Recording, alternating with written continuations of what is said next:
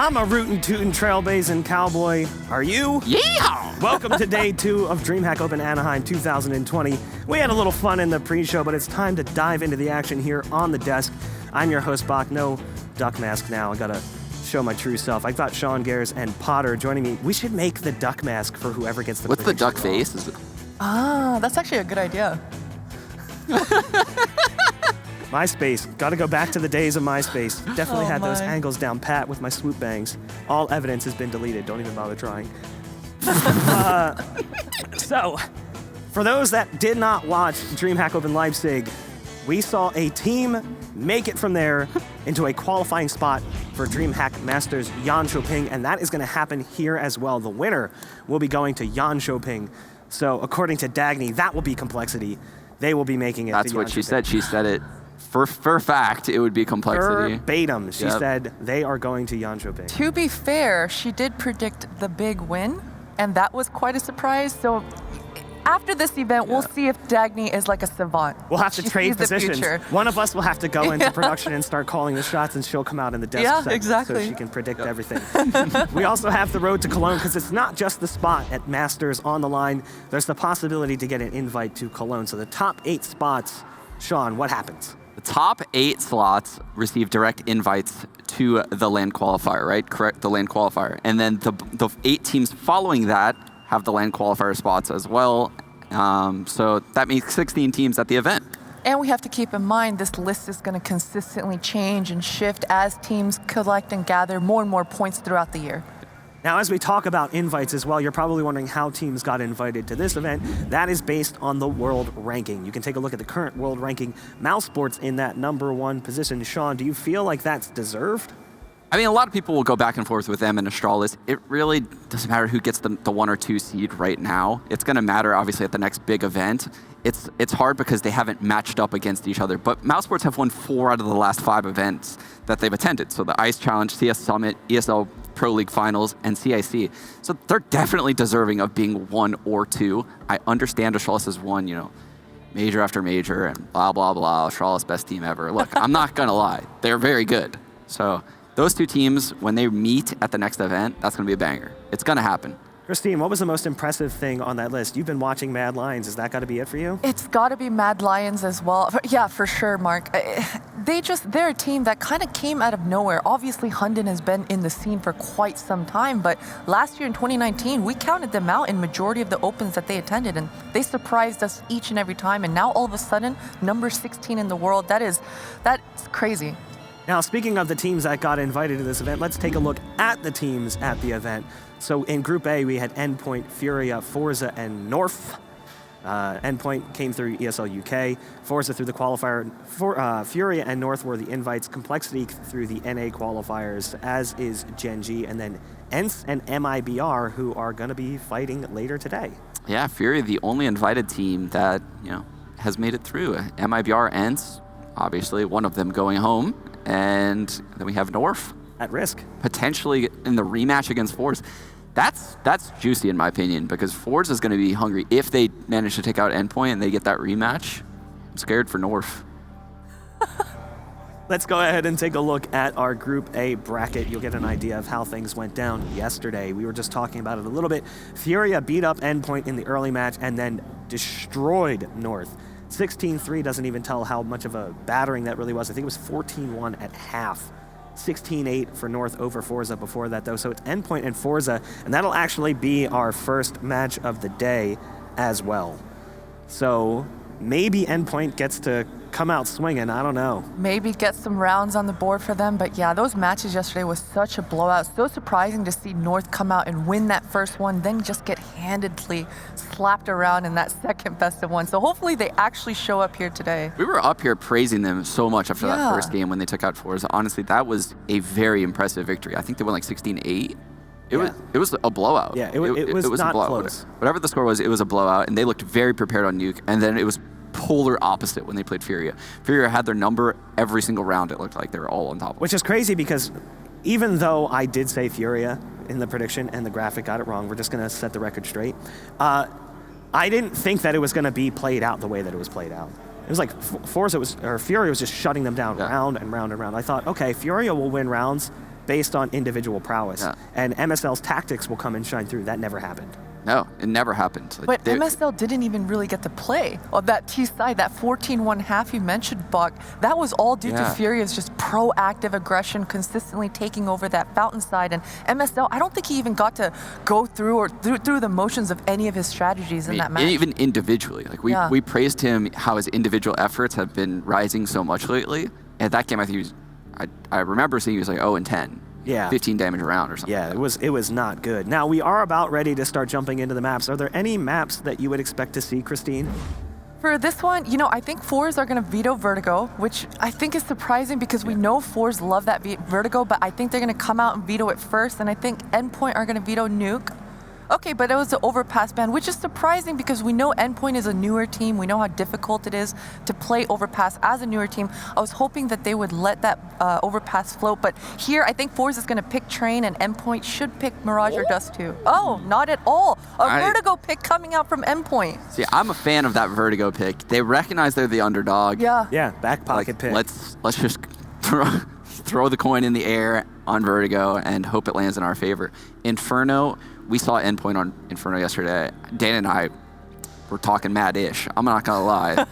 The way that they just fell back right into the sites at the start of the round and do head stacks at emo, that looked almost amateur. I hated what I saw out of their CT side Inferno, if I'm being honest. They needed to fight for banana control more. And clearly, forZe sees that they have some flaws in their game as well.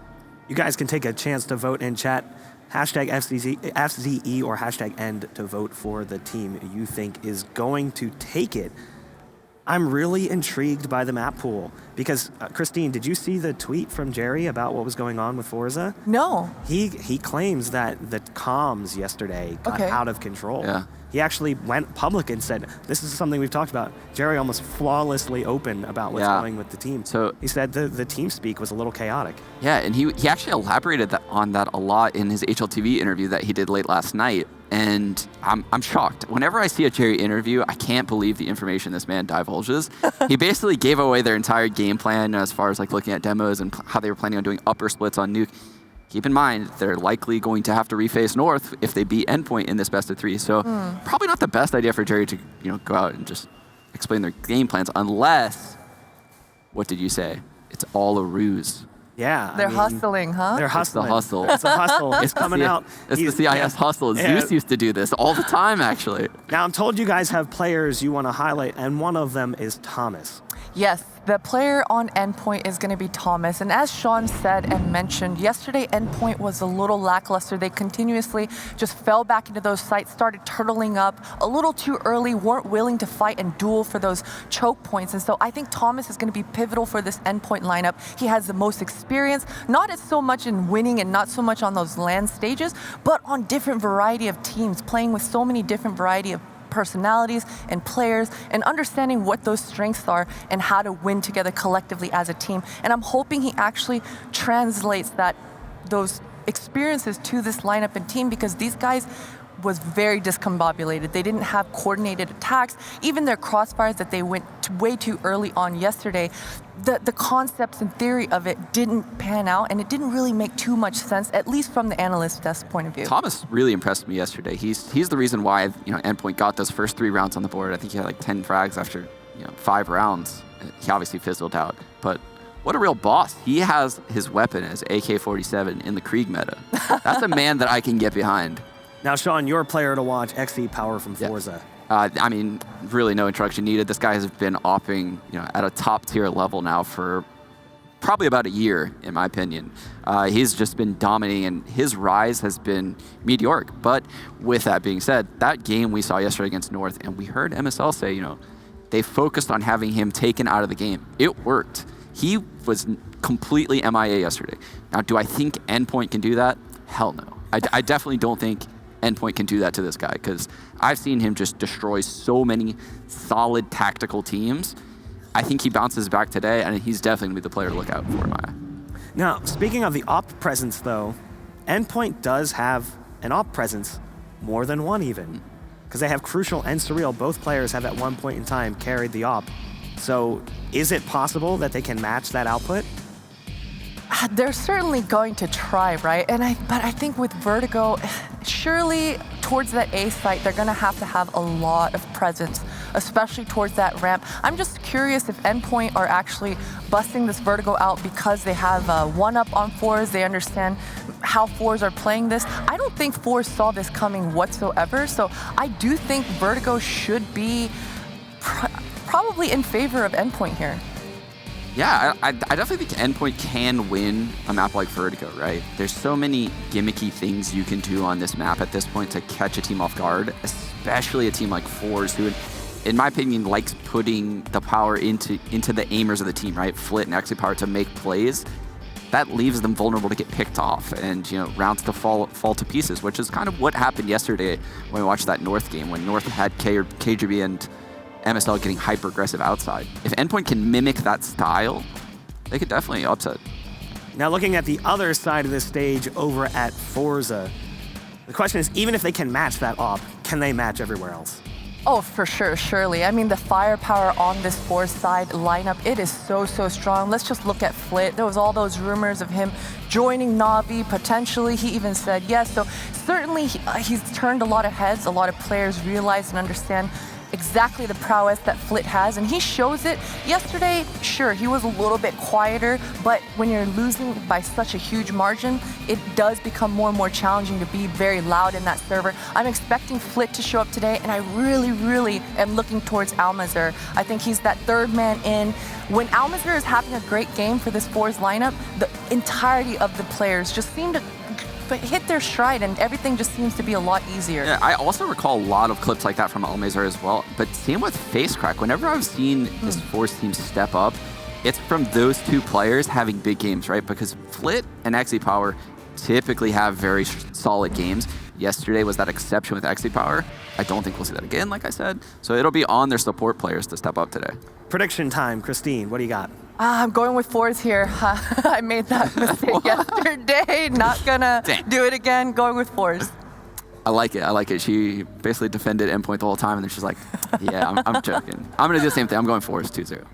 I'm going to have to go forZe. Originally, I was like, maybe Endpoint can take it, but I just have a hard time seeing that as a possibility. And chat, you guys have been voting at home. Let's take a look at the results. They agree, but not as one-sided as I expected. They're not trolling today. No, but we are going to throw things to a break, and when we come back, we'll find out if we're right or wrong. Stay tuned.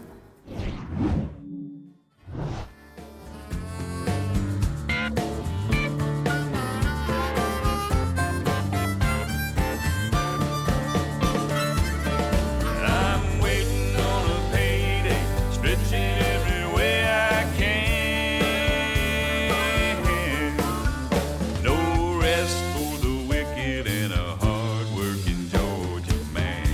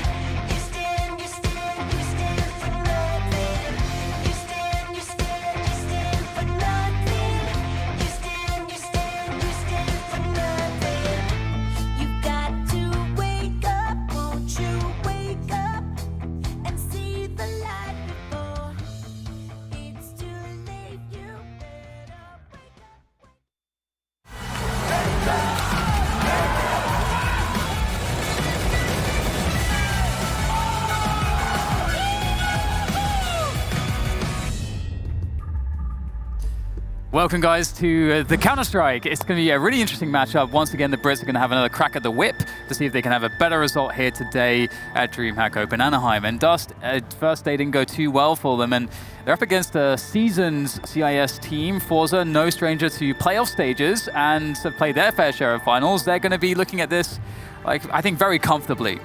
No, certainly. I mean, forZe is a team that really was getting some notoriety at the end of last year, you know, having that run and blast Moscow to the finals. And, you know, even just recently at Epicenter, they had like a big win over EG in the group stage of that event. They've had a couple of big finishes, including a title victory at DreamHack Winter against some pretty decent teams. So I think that they have a lot to prove. They have some really talented players like Z-Power and Flit, who were two names that Na'Vi were trying to pick up. So it certainly they had caught the attention of top teams as well. And then, yeah, you have Endpoint, who are just trying to get that first real stab at, you know, international CS and trying to make a name for themselves. And Vertigo will be their next opportunity. Absolutely, they are going to be throwing the Vertigo pick in there. Very interesting move from them. We'll see if it pays off. And on the T side, Endpoint will be going straight towards that A-bomb site and slowing things down a little bit here in case there were some CT players just poking and prodding, looking for that information, but instead it's more of a retake setup here on the A-bomb side, playing more defensive positions so that they can fall back, they can hold on to those retake spots for those B players to rotate into as this attack comes into A. Yeah, just kind of slowly gathering up on the ramp and starting to get into the scaffolding as well as sidewalk, looking to split this A-bomb site here. Split is going to be in that boost position, but will be smoked off from having any real looks at these Ts as they come into the site, just kind of methodically working themselves in. They will go ahead and start that bomb plant. There is no contest, no damage even exchanged, Dan, as that bomb gets planted. You don't see that too often, but can they actually hold off the retake? Well, that's not a good start. Thomas with the headshot onto Flit will make things a little bit difficult as forZe now looking to push their way forward. Every player's rotated through, now just trying to gain some ground here, but Thomas is doing a good job in holding them off, all by himself, in fact. Thomas, so much damage here. Mighty Max getting in on the action as well, and Thomas will finish things off, and indeed, not really much of a contest there. forZe trying to play that retake setup, but it felt like they didn't actually have a retake kind of planned. You know, once that bomb was planted, okay, cool. But what's next? What's the next move? And they just got bogged down. It was kind of like, it was one of those things where on retakes, A, you want to be able to have the utility to make the retake work, but you're not really going to have enough this round. And then two, you really want like multiple routes that you're attacking with at the same time, especially on a 5-on-5. But it was really all kind of funneled in one direction, which is kind of one of the pitfalls, I think, of Vertigo's A site. Unless you're flanking, there really is no other way. Like, especially with now that the elevator room is closed off from the sidewalk area, you pretty much can only go one direction. And a couple of smokes or nades or just people focused in on that angle is going to make it very hard for you to find space to actually get back into it. And as we are going to see Endpoint looking to knock on the door of the A-bomb site once more, making sure that they, you know, cover every angle, leave no stone unturned as they molly out those sandbags, but smokes and such is being lined up, and it seems they'll be in here in a moment. You can see that there's definitely a lot of attention to detail here for Endpoint, going with just a methodical take of the A side of the map at the moment. Some great usage of utility around the side, walking on the bomb side itself. You can see that they are systematically gaining more and more ground, and with that comes frags as well. Peppering with the CZ, not really going to find all that much, and so it's now just Flit left, looking to see if he can find a way to save what he has. It's very little, but it would be nice to carry it into the next round. They will not be buying in that next round, and he can't even keep hold of the CZ. Very sad indeed. But not sad for Endpoint. They're off to a great start, all according to plan. Yeah, certainly. I mean, this was a risky pick for Endpoint, you had to feel. It's a map that they actually do not play that often outside of Nuke, which is kind of the maps they typically ban a lot. You know, Vertigo is their least played map, and so to bring it out was certainly something that probably wasn't a personal comfort. It was them trying to take a gamble because forZe only recently started playing this map, Dan. They only started playing Vertigo back in about December. Before that, it was kind of a map they really avoided. It is their least played map for sure, but they did have a recent win against what is now Virtus.pro, formerly Avangard. They also had a couple of losses to some smaller name teams, so I think that maybe Endpoint thought this was their best chance to pull an upset. And so far, so good, and this round should be an easier one for them as there's not much on the board for forZe, and Robin's already found an entry towards the A site. Thomas, a little bit over-eager there, will ring the bell of his teammate, but again, finding just great success here. No damage really done to the economy of Endpoint. They're swimming in money at this point. And forZe, I do anticipate them being, stylistically a team that's going to do well on the T side. But Yeah, the certainly. CT side is another story, of course. And as you mentioned so far, Endpoint look like they have some plans here. They've clearly done a bunch of preparation for this map specifically. They've got the nade setups. And so far, the pacing's been working out for them. But we're about to move into the gun rounds, and that is certainly a different story. So we'll see what Endpoint will throw at forZe this time. Yeah, this is one of those maps where I feel like set pieces is kind of like the bread and butter. It's hard to play like a true default on this map, and mid control's not really the same as traditional in other maps like, say, a Mirage or even like B control and Inferno. It's not like a map control-centric map. You kind of just use mid for flanks more often than not. It's really more about what type of utility you have as far as smokes, flashes, Molotovs to kind of eliminate certain angles and just really plow into a bomb site kind of in either the early round right off the bat to try to catch a spawn timing, or in the mid to late round whenever you feel like it's time to go. This time we do see Endpoint a bit spread out. Surreal, poking and prodding over here towards the B side of the map, but the rest of the focus is again on that A slope. But Z-Power has the out, looking to be aggressive. Unfortunately for him, though, a lot of damage has been dished, and Mighty Max even finds to pick on to Jerry, and Facecrack can't escape either, so it's looking very dangerous now. Very difficult position. Z-Power going to try to survive here. Taking control of sidewalls is really the only way he can survive. If he gains control of this position, he does hit the shot now. There is a chance for Z-Power to do more damage from sidewalk, and he does need his teammates to rotate in rather quickly. He's not going to have any assistance here. The trade comes through. He's done what he could. Is it enough? Flit is going to be rotating through. It looks like he may have a timing here. The bomb is being planted. However, that Molotov will deny that positioning. There's another one where that came from, so it is very labored here for forZe on this retake attempt. Endpoint have successfully used that utility to back away into very defensible post-plant positions, and forZe at this point have realized that perhaps the chance is gone. Indeed, they will just be saving these two M4s as well as some armor and a flash. They won't really have much to buy around it, but at least it gives them a chance to make a couple of different plays in the next round. It's actually crazy how close that retake might have worked out. There was an HE grenade that was thrown towards the bomb plant, and Thomas is sitting on 12 HP. That nade just barely missed, and if they would have gotten that kill, that would have opened up a 2v2, and maybe they would have had a chance, but without kits, they just didn't really have the time to work it all out. And so another victory does go the way of Endpoint. Again, just, plowing the save bomb site seems to be a favorite target of theirs thus far. Just getting the most out of their utility. And this time, it was forZe trying to take the fight to them, right? Trying to be aggressive, trying to take more advanced angles, but just got caught with some utility, took too much early damage, wasn't able to really backpedal. And so Endpoint jumped up to 4-0. Yeah, this is quite a scary... And he hates Blast, apparently. It's quite a scary prospect, because if you consider the fact that Endpoint, they're hitting the A-bomb side with most of their players, they're trying to spread a few out to create that, pressure around the rest of the map to force rotations. forZe had 3 players ready to receive that push. They were set up to defend that, and they got crushed on the defense. So that's not a good sign. Everything Endpoint's doing so far is working way too well. I'm a little bit worried for forZe. That's a great trade if you're Endpoint as well. They'll be very happy with that one. Flit's going aggressive as well. He understands that the rotation's afoot. forZe is definitely one of those teams that likes to be very aggressive and very scrappy. They're a very chaotic team. You notice a lot on their T side, but certainly on their CT side, you're going to see aggressive plays like that as well. Unfortunately, for them, last round, it didn't really work out. But this round, they actually do have a man advantage when it's all said and done. Again, A is going to be the intended target for Endpoint, as Crucial working his way up the slope here with the AWP, looking towards the boost box and over towards the heaven spot. But no one from forZe is really showing themselves just yet. A shot does break out, and Crucial is just so ready for it. Then it's going to even it back up.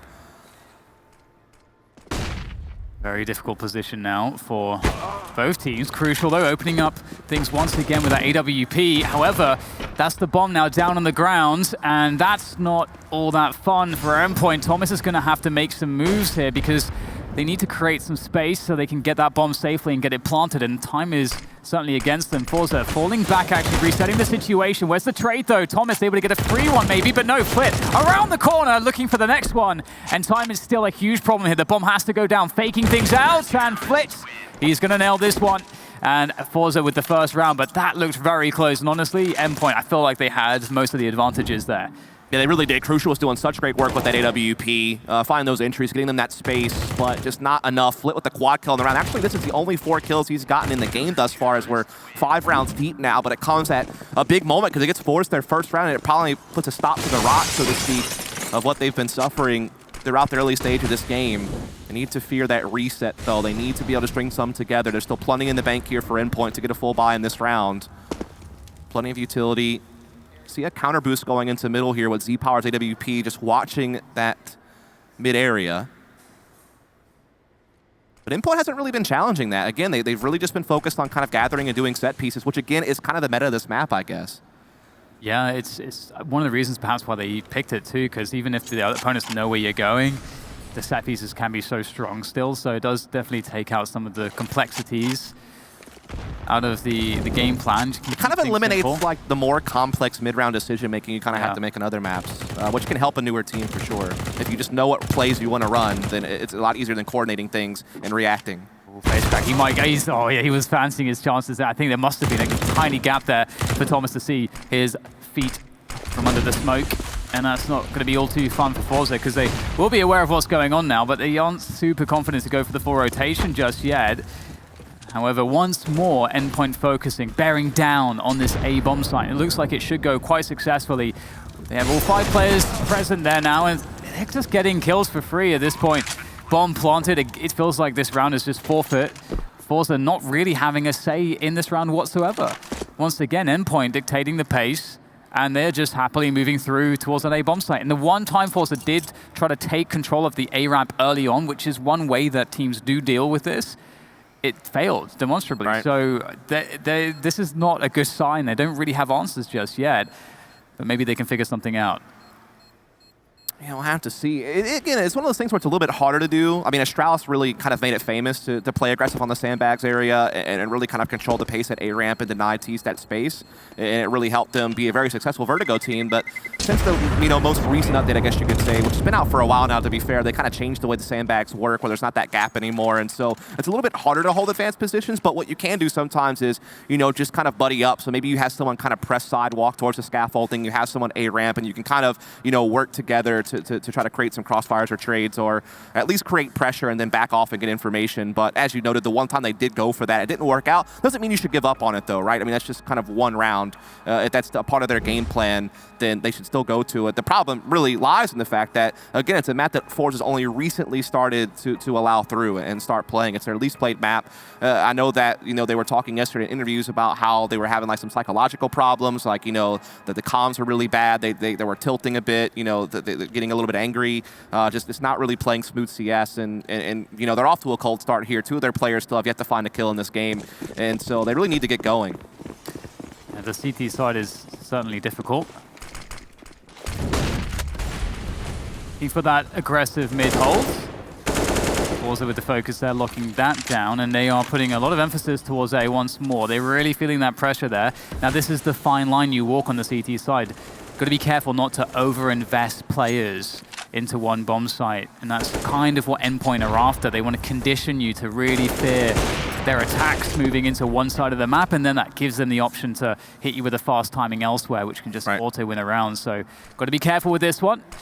So power is definitely important in this position for picks, and this is like, it's like reminiscent of Banana on Inferno here, this exchange. The power doesn't want to give it up. Oh, he whiffs the shot, has to run through the flames. Yeah, that's the risk of taking that advanced position, Dan, is you have to run back through that fire. You have to commit to that play. Unfortunately, gets nothing for it. FaceCrack also now forced to fall back. Surreal still holding positioning over here at B. And as you were talking about, like, because you've been so successful at A, it gives you the luxury of building a cadence and masking things and forcing forwards to respect that A pressure too much. And it can maybe cause you to now have free access to this B bomb site, as we do see Surreal taking that angle, spots one towards Gen 2, able to do some real damage there to Jerry. So 2 very softened targets right now. But Jerry does draw first blood, and so this attack is being slowed down just a bit. Yeah, it's actually looking a little bit difficult. They do manage to get the bomb down, but post-bomb positions, that's another story in of itself. They don't have a lot of positioning right now, all stuck around the bomb site itself, which does give the CTs behind the cover of smoke an avenue of attack here as the power takes down Mighty Max, leaving 3 now for the Endpoint side. Make that 2 to try to defend this bomb. It's not going well. Robin's trying to get one back. It's late, but he does pick up the frag, though. forZe need to make a move, looking to go forward. There's Thomas. Oh, he can't get both, but it's up to Robin to try to trade out. He cannot do it either. Very difficult defense there. forZe needed this retake to work out, and it will, but it was costly, losing 3 players in this round. Very tough indeed, but it's a team ace, and actually finally the first kills are starting to come in here for players like Crack and Almazer, so that is certainly good to see. Just great little retake there on B. I think you have to give a lot of credit to Jerry getting that initial kill, getting that initial 5-on-4, and kind of forcing Endpoint to slow down a bit, kind of reconsider certain angles, and just not have that comfort zone,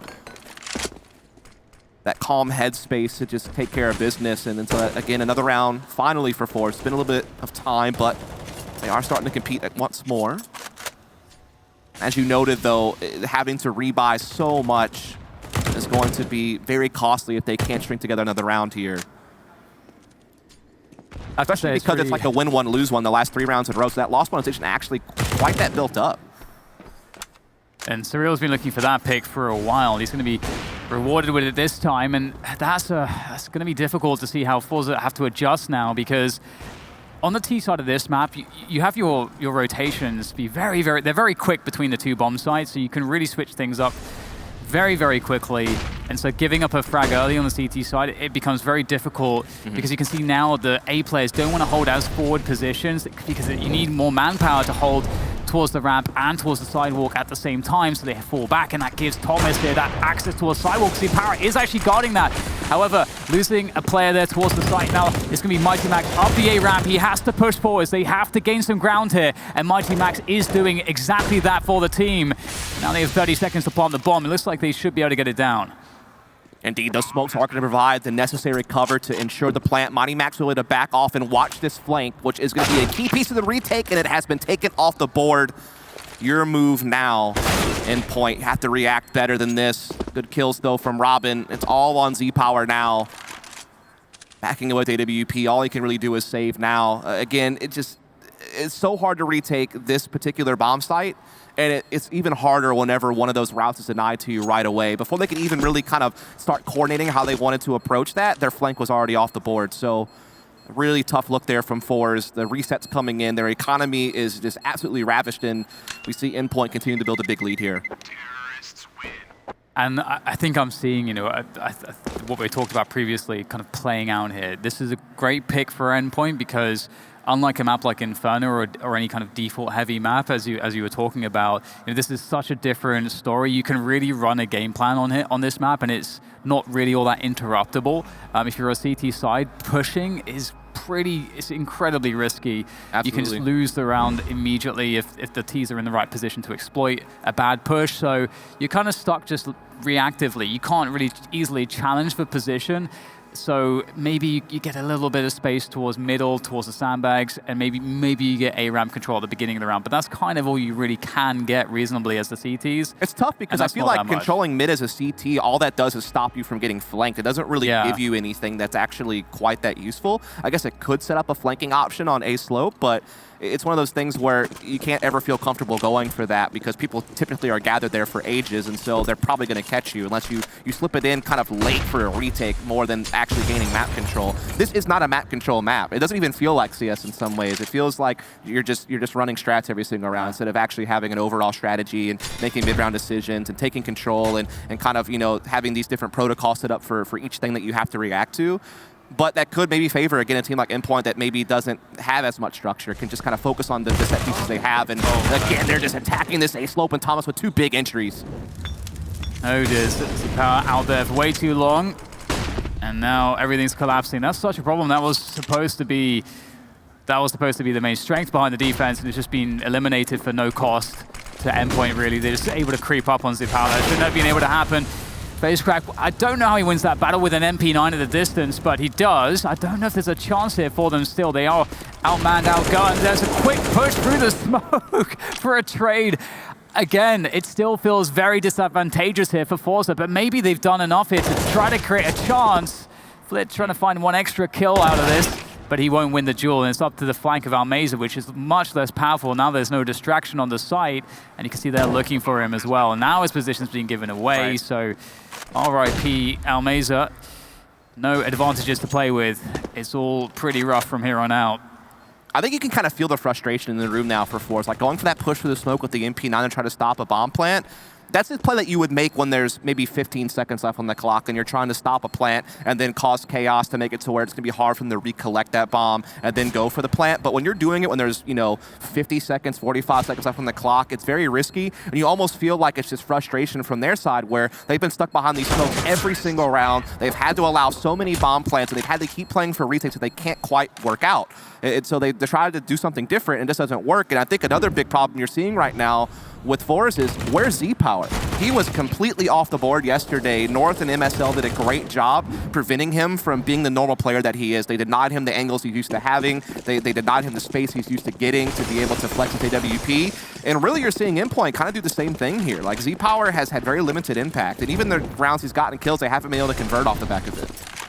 I mean, it's looking pretty grim insofar as they seem also just so cold in terms of hitting shots. So even if they are in a bad spot, it doesn't seem like the confidence is there for forZe to kind of recover it by clutching it out or having some overperformance from an individual. No one's really stepping up in that way, and indeed, it just seems like they are very uncomfortable on this CT side. Yep. Just the one quad kill from Flit is like basically the only highlight moment for forZe you can think of in the 9 rounds played. Everything else has just been all Endpoint. And Thomas, the guy that you want to see playing well for this Endpoint team, kind of like the marquee up-and-coming rifler, is doing great work. And we get another take of the B bomb site, a more rare site, but we'll see it here. And there's not too much that forZe can do out of position. And post plants look to be set up. However, that jump across capitalized upon by Jerry. He found a moment to go in and find an angle, and now they try to collapse on top of the chaos to see what they can do here. And it's a 2v2. All of a sudden, just like that, there is a chance out of nothing. forZe create an opportunity. Now it's just up to Robin to try to defend this. HE towards the bomb there, won't do too much. They're going to try to close down the position onto Robin, try to get this kill, and they will.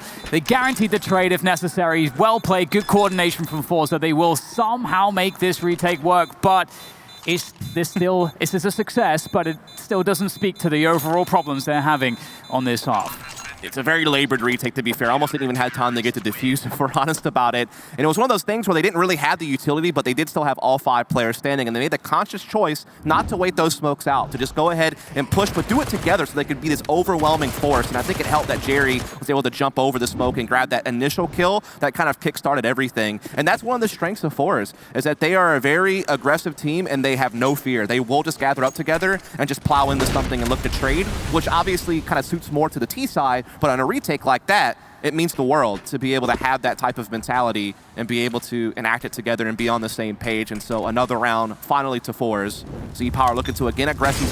Had very limited success here, Dan, if we're honest. And that's happened to him multiple times where he's tried to go for a look, Endpoint's disciplined enough not to give it to him, and he has to suffer half his health gone just for the look. Yeah, and it's very difficult. forZe are receiving a lot of pressure here. They have to respect it. A man on sidewalk, 2 around A ramp. It's very... It requires a lot of manpower to defend these positions. All that Molotov actually will create a... Oh, that's a huge problem for Mighty Max. The tagging is heard, and FaceCrack knows that Mighty Max is stuck, and he can easily finish off that frag. So well set up by the Incendiary. Once again, Surreal lurking towards the B steps as he has been all half, and he might just be successful again. He will be, and now that creates an opening for Endpoint. They were looking for an opening. Surreal delivers it, and even though they have a man disadvantage, there will be a plant, very open plant by the first generator there, and once again, forZe on the retake. Such great work from Surreal to unlock this B bombs, have to push the one defender back and allow them in, but now they do have to hold off this retake. A man down, forZe approaching multiple angles, 1 window boosting, 1 on the flank, 1 from CT spawn. Flit and Jerry combined for 1, FaceCrack for another. It's all on Thomas, but Almiser on that flank. Great coordination again from forZe. Another successful B retake. That's 2 in a row that they've had on this side. So we're starting to see forZe really kick in. We're starting to see some players finally start putting some frags on the board. Again, it wasn't that long ago that some of these guys had no kills. Now they're all at least 5. So you're starting to see them kind of wake up, I think, is really the best way to put it. Yeah, I mean, especially in some of these retake scenarios on the B-bomb side where it's a little bit more open and we're seeing that coordination come in. It seems like at that point we're seeing forZe more comfortable than these situations where they don't seem to understand that some of the dynamics about how to defend certain positions earlier in the round, but we have a fast push. I'll hold that fort. Z-Power won't hit the first shot, but FaceCrack certainly will. He's got himself a quad kill. He is decimating the entire opposition as they run up the ramp to their demise. Just Mighty Max left now. FaceCrack, he's got a little bit of a highlight here for himself with the ace, which he'll complete. Very nice and very needed. That's got to feel good. He's not had all that much of a game so far, right? Which I guess is fair to say for most of the forZe players. But they've got 5 rounds on the board suddenly, and I don't understand where they came from. Yeah, I mean, this round in particular started out not much different from many of the other rounds we've seen, but the big difference was lack of resources. You know, there was really nothing there for Endpoint to make sure they could safely clear out sandbags or push D-Power off the A slope, who's been, you know, taking aggressive angles there with the AWP quite often. And what it's allowed is, you know, I'm sure forZe was probably pretty aware of their economy, and so it allowed them to feel pretty comfortable playing aggressive, knowing they wouldn't really take any utility damage, and that they could hold the sandbags angle as well without fear of being flushed out. And so just kind of keeping their same game plan, but not having as much they had to deal with and worry about, so that could make things much easier. And another round goes their way. They've actually now won the last 3 rounds in a row. They've won the last 4 out of 6. So they're starting to find some stability. Their economy's starting to get in good order as well. It's now Endpoint who's dealing with, you know, pricing issues. So this is great work. Whoa! Oh my goodness. Okay, Robin, he's having some fun with that AK. And that's going to create a decisive advantage for Endpoint. How will forZe come back now? It feels like they're starting to get fired up here with some of these rounds. They've got 5 on the board somehow, inexplicably so, with a lot of those retakes on B, I think specifically going their way. Now, as we will see a recovery attempt as Endpoint set their sights on the B bomb site. Just walking up here, and this is, you know, so much to do with Surreal and what he's seen in these past rounds. And forZe, they've completely given up the B bomb side here, so this will be quite difficult indeed. Flit smoked off, so there's no chance for a cheeky pick. And there's so many players left for Endpoint. This honestly seems impossible at this point for forZe. They're going to have to go for the save, and we'll see if they can recover in the following round. But those 2 opening frags from Robin were really special. Yeah, I can't wait to see the replay of that. It's one of those rounds where you just win immediately, and Thomas is not going to allow those guns to be saved, and he's going to find 2 of them in middle. So now the only gun that might be able to carry over is FaceCrack's AK, but even he is not going to be able to do so. And I think what they're looking at there is they had enough money to buy the next round, but they know that they can force some rebuying out of their opponent, that would be a good economic pressure they could put against them. But this doesn't happen, and yeah, this is just crazy work. Oh my goodness. it's not even fair, really. Yeah, that's just I don't even know what to say double about doors that. on Dust too. Like, you can't account for that type of thing, but it can win you around, and that's exactly what happened there for Robin. That is kind of mad. Absolutely mad. Good timing. Yeah. Yeah, and for them to lose all those weapons really sucks as well. Obviously, as you mentioned, there is the money to rebuy, but they had AKs and so on. It's just not a good look. Either way, still see what they can do here towards a Ramsey Power, as you mentioned before, not having the most success in this position. Needs to find something better in this round, and once again doing as he's been doing every round, and the Molotov comes through as it has been pretty much every round. So the flow is being maintained. FaceCrack trying to hold on to sidewalk with the quick peek for info, and Endpoint systematically clearing this, and they have just been generally successful at doing this. I feel like Z-Power must be internally screaming, please peek me. But he's been able to reposition towards sidewalk anyhow, and finally does get the peek he wanted, as Crucial will be able to deliver him a nice frag. So 5-on-4 here for forZe. FaceCrack repositioning at the sandbags. I don't know if this has been mollied out yet. There are still 2 mollies on the board for Endpoint to use, which could push FaceCrack out of position, but there's also the chance that they don't, and FaceCrack can, you know, pull the wool over their eyes and get a surprising kill. But we are seeing Endpoint just kind of taking their time. It hasn't come into effect just yet, but it feels like it is going to be coming soon. Actually, it's just Z-Power with AWP from behind that takes care of it. What a rotation as well from Endpoint. They were just using that time, that push there from Thomas to try to just create some more delay for the rotation. Now Mesa will get a very quick kill. That's so important, and that might make all the difference. Indeed it will. And that's everybody going down now for Endpoint. So forZe, they actually managed to save the round there. I wasn't so sure because Endpoint actually picked a really good time to kind of fake out with the rotation, especially as you were talking about before, relying on the fact that they've conditioned forZe to be very afraid of these attacks into the A-bomb site. There's so much success there. Wow. And they were so well set up for that fake and didn't work out. Well played to forZe. It's like one of the only times Endpoint has not mollied out sandbags on their A approach, and it cost them what would have been a free frag, and now Outsiders are playing up close and aggressive at middle. No one ready for that. That's actually the first time Endpoint's really taken into mid with heavy numbers. And it's one of the few times the CT's actually pushed aggressively on that position. So it is really unfortunate timing, essentially, for Endpoint, but it means the world for forZe as they're looking to finish off this half. And what a comeback in the half it is. They've won the last 5 out of 6 rounds to keep this one as close as it can get. But we'll have to take a short break before we finish the story. So stay tuned. We'll be back in a second.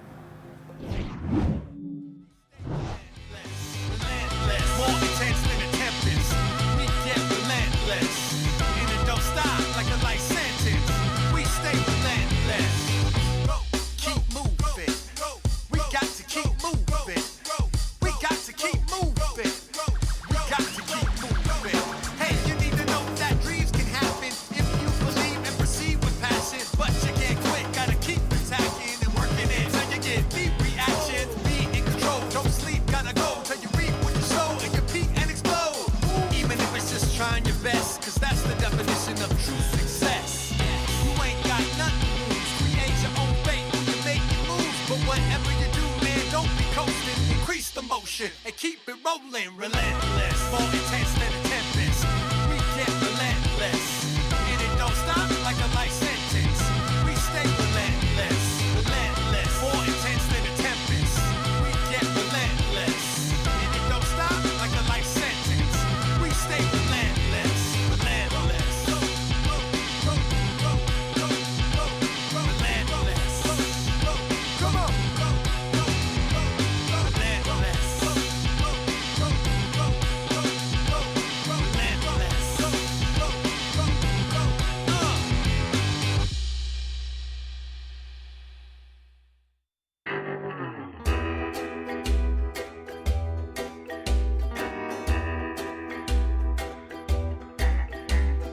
God caught me drinking devil's brew. He said it's not advised, but it's up to you to drink the devil's brew.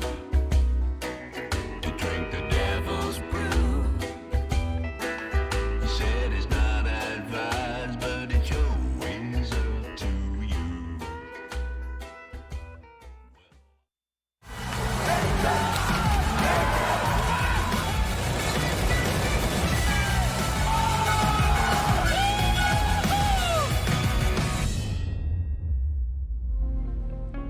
Welcome back, ladies and gents, to DreamHack Open Anaheim. And the Brits, they picked Vertigo. Perhaps a surprising pick, but so far working out fairly well. I am surprised forZe have 7 rounds. Honestly, given how much of the struggle it was in that first half, they're going to be extremely pleased with that. And now the story's switched, because now forZe are on the T side. I think this is going to suit them a lot more, but maybe not the A-bomb side. Maybe Crucial is looking a bit too strong here at the moment. That's a nice opening headshot, and Mighty Max is there as well to help him out. Yeah, those long-range USPs getting to stare down A-slip with no utility in their face. It is definitely one of the few times you can really use this to your advantage as a CT. Certainly is going to help out Crucial in that moment. Z-Power, one of the leading fraggers of forZe, already off the board very early on. As it's a double CT setup here at Sandbags, it's going to be a nice little bait and switch play. They might not expect another one to be there. That could come into effect later, but as I say that, forZe are just kind of fading back. They're taking things very slow. They were able to get a kill back, so even things back up. You can see they're really worried about that flank, because they gave up all that middle control. They gave up a lot of space. So the flank, if you don't have any mid control, you're always thinking flanks. The flank is possible. So you can see Flitz looking to clear that ladder room with the help of Face Crack. They want to make sure if the CT was positioned there, just waiting, that they would be able to clear that out. That's very smart, actually, from forZe, showing some good cognizance of the possibilities for aggression from the CT side. But time is running out now. They've got to start making a move to a site. They do indeed need to make a decision, Dan. There is no doubt about that. Time is ticking. That is the one thing that you can't stop. As we are going to see Robin spotting that jump over there, so they know what's going on. Surreal playing here from Jin 2 with the USP, trying to pick someone off, but Almeister is the one that's going to crack face first and get that bomb planted for his team. And everyone from forZe is now trying to pitch in. The frags are coming out faster than you can keep up with almost. Thomas now left alone, trying to backpedal, but Flit will have none of it. In fact, he was so excited he took out a teammate on his way. Yeah, really well played by Almeiza, I have to say, as well. You know, that P250, there he is. He got 3 kills, very critical kills as well. And that was a really fun rotation from forZe. I think that kind of speaks to their communication. They actually had plenty of time, even though they ran the clock down quite a lot. They had a good pacing to it. They were in position in the right moments. There wasn't really a worry. They weren't going to make that plant. So well played to forZe there, showing definitely a very different level of coordination than in comparison to their CT side. And easy cleanup with those MAC-10s of the saving Endpoint players, not investing anything here on this CT side in this round. So This is going as you would expect so far. Yep, just printing those dollar bills with those MAC-10s, trying to get as much money as you can out of them. It certainly helps. There was really no force buy here from Endpoint. No, looking to go for heavy armor or anything like that. Looking for this full buy in this round, which will be a lot of M4s coming out. Obviously not enough money for an AWP or anything like that. So we do have actually a FAMAS come out for Mighty Max so we can get some utility. And obviously MAC-10s will stay there for forZe. They like to play those faster placed coast range battles anyway, so the MAC-10s can still get value, especially because there's at least one player without head armor on the CT side. So maybe that will wind up having an impact. Okay, so let's see forZe pressuring those B steps. FaceCrack's going to make his way up quite quickly, actually. A smoke from the CTs that's actually quite shallow. Might be actually problematic now to stop the Ts from making their way to the site. Surreal with a nice frag. The boost comes through. This is a very common boost these days. A lot of teams expect this, and it will be spotted out. Going to be really careful. Can't really fight back from behind that smoke. Robin able to defend just for a moment, and the bomb not yet planted, and the Ts are running out of players, so maybe a bit over-eager with the aggression before the bomb's been planted. Re-smoke there to create some space for Flit to defend and support this bomb plant, but this is looking awkward, and no one's really covering that flank from middle. This is looking quite scary for forZe at the moment. As Flit tries to find himself one, and he will find just that. Robin goes down, Crucial making his presence known from the back, and now Mazer's there ready to deal with that. As Mighty Max is forced through, and he's going to find himself one. Where's the trade? Oh, Mighty Max! He is ready for the ting. And that's going to be a round for Endpoint, very important one at that.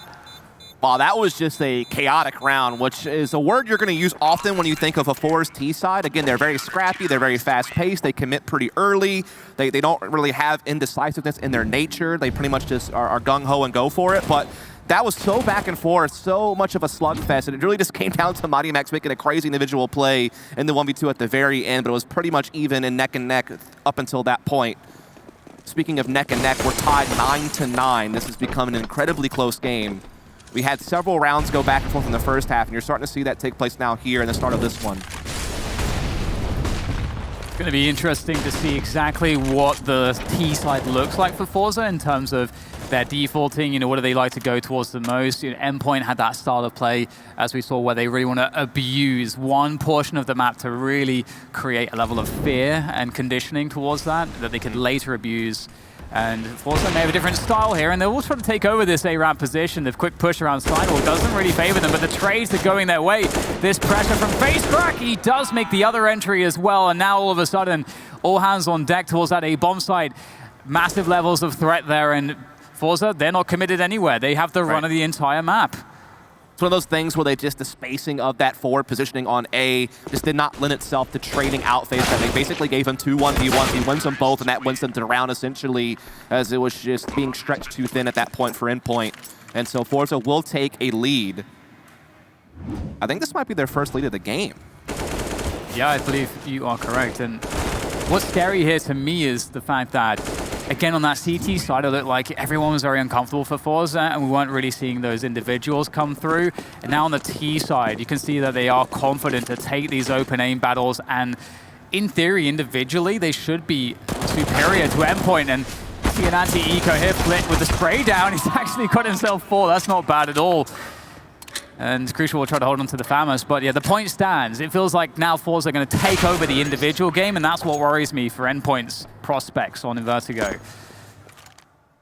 Yeah, it's one of those things where, you know, forZe has a nice system in place. You got Z-Power, who can be this aggressive, flashy AWP. You know, you have Almiser, who can really create openings and create that space for Flit to be that trade fragger to come in. Jerry, you know, really does run a tight ship there. Again, when you watch him, it does seem chaotic and just super fast-paced and almost reliant on aggressive plays, but you also have to respect the fact that they at least go for it and at least, you know, are coordinated with that. Even if it looks kind of sloppy on the surface, at least it's together as a unit. And that can certainly, I think, play to the map of Vertigo. I definitely agree. I think that, you know, fast trade-based style can really work out effectively. forZe slows things down here, and after an initial show of presence towards the A-ramp, and oh my god, FaceCrack living up to his name there. They had no idea what was going on, and FaceCrack is going to lead the charge into the A-bomb site, which has absolutely nobody there to defend it at this point. It's completely locked off by utility now as well. You're not retaking this, I promise you. It's so hard to retake A on this map unless you have a flanking option, which they do not have because you have Jerry cutting that off right away. He was in position to stop any thought of flank, and so no gun saved except for maybe Robin for 4, and no, not even that. It's extra money for Flit. He's out there. knifing it out, and that's a 12-9 lead now for forZe, and there's really not that much money in play for Endpoint. They're starting to really run through, and it's just a timing thing. They just didn't expect him to be there that fast, I suppose, and he gets 2 free kills, and similar to what Robin did a few rounds ago at the wall banks, it's one of those things where a couple of kills early in the round can just be an auto win. You know, there's really no chance to recover sometimes, and that's exactly what happened. And that's also one of those sort of cutting the corners moments where you don't have that third player that can be dedicated on the side alley. And so, yeah, not a good look. But we will see a beginning that looks a bit more promising in this round, despite the fact that Endpoint are on a pistol save. We do get that opening headshot onto Jerry. So a 5v4 here for Endpoint, but FaceCrack doing what he did in the previous round, which is work that side alley position, gain some control. And Almeza, meanwhile, opening up towards the B steps, as Surreal was so like to do on that first half as well. Flit working on mid, so forZe have that presence basically everywhere, and they will take over that B bomb side. The bomb is yet to be committed though, but there may be no players left sooner than later for Endpoint. All right, this is spread pick style from forZe. They've gotten picks basically every area of the map, mid and each site, but now Flit is actually taking care of him. Max will pick up the SG, so maybe that will actually come into play at some point, but Almazer catching a rotation already over towards B. FaceCrack now stabbing in through mid himself is going to find Max, so no SG is going to be potentially saved from Endpoint, and it will shuffle its way back over to forZe's side. FaceCrack could go pick it up and pass it to a teammate if he so chooses. Meanwhile, Crucial is looking to hang around here with the pistol, but is going to be sniffed out. So 13-9 for forZe, and Endpoint, despite the fact that they were in control of this game for a lot of the first half, now, when it matters most, when you're sprinting for the finish line, forZe is a step ahead. And they really only have one more true shot at this, you feel like. This full buy is like the best buy they're going to have for the rest of the game if they can't start connecting rounds together. So this is really their last hope, it feels. Yeah, I completely agree. As you can see that forZe, I think they're feeling it too. They're really feeling like, all right, this is how we're overtaking now. Yeah, sure, we had some of those struggles, but now there's just too much freedom. They have so many ways to show that they're better than Endpoint, and it's really coming through in the gameplay at the moment as Robin is trying to defend middle. There's not really too much there except just Flit, who is looking after that flanking position as we discussed previously. And of course the 3-man setup towards the A bomb side as well is pretty key. Endpoint have to respect that they need to do that. Yeah, that pressure at least keeps Robin having to focus on middle, which opens up a little bit of vulnerabilities on the bomb sites themselves. You can see it now as forZe are starting to approach onto this A site. Crucial is here with AWP. Thomas is pushed by a walk. He might catch a Tommy. A great flash comes in, though, and that's going to allow the forZe members to take over this area. Crucial will now try to re-aggress his position, try to catch them off guard. He does find one, but can he multi-frag? Unfortunately not. The spacing was too tight. Flit was there to respond appropriately. Now they have a 3-on-2 post plant in front of them. Just, as you say, great spacing to just deny any opportunity for Crucial to have a moment. Oh, hello, Surreal and Robin finding moments of their own. Now down to Jerry on the clutch, 1 versus 2 as he looks from the A-ramp to trying to find the frag. The trade isn't quite there, but Surreal will get it in the end. And the defuse will come through in plenty of time. And Endpoint cling on by their fingernails to the edge of the cliff at the moment. It's not all lost just yet. There is still a hope, a chance. It's tough, man. It looked like forZe had that one under their control.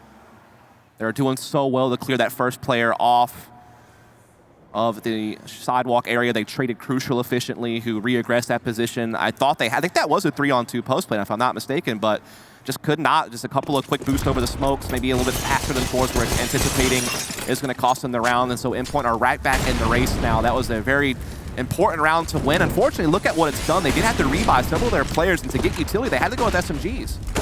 Look at this stack here as well. FaceCrack is happy to see it. More fragging opportunities for him. He will get traded out after the first kill, but again, when the CTs go down a player early, and it's an even trade like that, it always favors the Ts who have the freedom to maneuver and attack wherever they want on the map.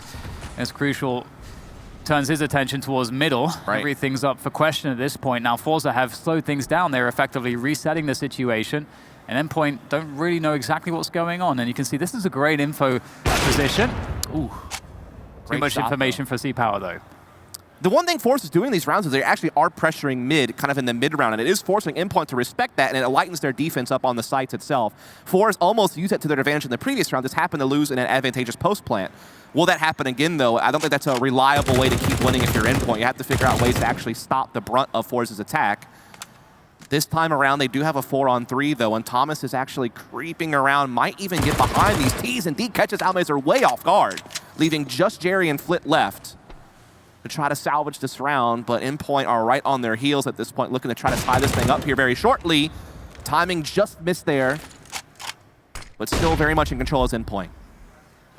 This is a difficult spot for Flit. He needs that flashbang to work some magic here. Trying to peek forwards, he can't. I mean, it's kind of rough because he doesn't know where the CTs are. He could be getting flanked from CT. That's what he's worried about. But Jerry is actually using this time, this distraction, to try to creep up. 10 seconds for the plant. Gets the quick headshot. Has to go for the plant straight away. Jerry, the 1v4 clutch. He's on for it now. One player quickly there to position to try to punish him. But Jerry, he survives the test. And now he can reset once again. Retreating back to the A ramp here. 2 players moving forwards here to try to find out where Jerry's playing from. He can only be playing from so many positions. There's not too many places to go. From the side alley he comes, and Robin's ready for it, and that will be the save. But man, Jerry, we've seen him do some crazy stuff. There was a real danger there. Gotta respect the hustle that Jerry was putting in right there. Definitely made something out of that, as you noted, kind of using all the distraction going on at middle to slip his way into the site, get a couple of kills, get that bomb plant, at least get them a little bit more economic power at the very least. But just couldn't quite finish off the clutch. That would have been certainly something magical if he had been. You feel like that would have maybe just ended Endpoint, right? Yeah, that would have ended the map, I think. I agree. Yeah. Especially with that money how it is. Just going down to the wire now. It seems like forZe have lost some traction, lost some speed. Face crack, he's looking... I mean, he wants to get these entry frags. He has been hungry for these entries, and he's mostly been getting them as he looks to find one there through the top. He can't quite connect the final bullets. Gets that kill, and Money Max using that smoke as it dissipates to find the advantage in the duel, but it's a 4v5, so still plenty of time here for forZe to work the rest of the map to see if they can get another opening. Again, this mid-pressure that Robin is now forced to respect is giving forZe some options here to split this B bomb site. There's only one defender actually on the site. Now Robin finally will meet up with Surreal here. Oh, that's a big miss. That could have flushed Surreal out of position. And that's going to force forZe to have to work a bit harder to crack open this site. They now have more angles they must clear with brute force alone. They're being halted as well at this initial choke point. Surreal doing a great job buying time, staying safe, staying alive, but it doesn't last long enough as Jerry eventually sits them out, and now Flit. That mid-pressure is coming into fruition. Not only is it causing CT to respect it, but now it's also getting them kills and getting them really, really important map control. This is so desperate here for Robin, just trying to find some way in, but there was no way in. The smoke's really not working out for the CTs there. You figured that maybe Surreal would be this key player at the back of the bomb site. The Molotov had missed. He was in this very difficult to deal with position. They didn't have another Molotov for it. He smokes to try to get out of the position and create more pressure, more delay, but it ends up backfiring, and then that's when things started to go very sour very quickly. And Endpoint, perhaps only now with one good opportunity to try to get back into this one, and the buy does not look good. All their eggs are in this basket. They didn't really have much of a choice. They bought what they can, and includes a couple of SMGs, 3 to be exact, 1 M4, and actually Surreal's just on the Deagle, just to be able to get some pieces of utility and make sure he gets that head armor. Face crack has been a real nuisance on this A ramp. There's no denying that. He's looking to do that again. The timing, though, is going to be kind of against him, but never mind. He had a teammate behind that kind of caught them and allowed him to have that freedom to find those 2 kills, but still a 3-on-3 in the end. But again, that mid-pressure, it's actually come again into play. Flit has been a real problem. Interestingly, though, Endpoint actually don't have bad positioning for the remaining players in terms of, it seems like forZe have an argument to go towards the B bomb side here, but it's crucial. Oh, he's actually going to find it. Oh my god, what a timing there through the smoke, and then back again. Oh my goodness, crucial. Oh no, he's so unfortunate to actually find himself in front of Jerry there. That could have been the masterstroke, but unfortunately it's down to Surreal to keep their chances alive, at least in this round. And with that Deagle in hand, can never put it past him. The MP9 will be collected. Molotov will slow him down, and there's no chance for Surreal. 15-11. It is game point here for forZe. They've worked pretty damn hard in this second half, and it could all be over here for Endpoint on Vertigo. They need this pick, I think, to have a chance to take this series. And it's going to be very difficult. Still at least something to work with for Endpoint. It's not ideal, but at least they do have some firepower and some utility. They need to win the next 4 in a row to force OT. They have not won many rounds here in this half. It has been the forZe show for the most part. Z-Power looking to see if he can find someone peeking above this smoke with his AWP. So far, no one's shown themselves. And actually, utility damage has been great for Endpoint. They have made very efficient use of what limited utility they've had. Some softened targets out there now. Staying out there at the moment, looking to see if there's another information play to come through after a slight reset. Just cutting the noise, making Endpoint guess what is actually happening. And there it is, the first noise made, clearing the sandbags with the utility, and just slowly but surely moving their way up the A ramp. An imperious presence here in Almeza with that Krieg, with that scope, looking for those heads here to crack open this bomb site. Smoke down defensively by the CTs. This will buy some more time for rotation. Man. Doing a great job stalling out forZe here on the slope, but they can't stop the pick. Z-Power finding an entry onto Mighty Max as they start sweeping their way in.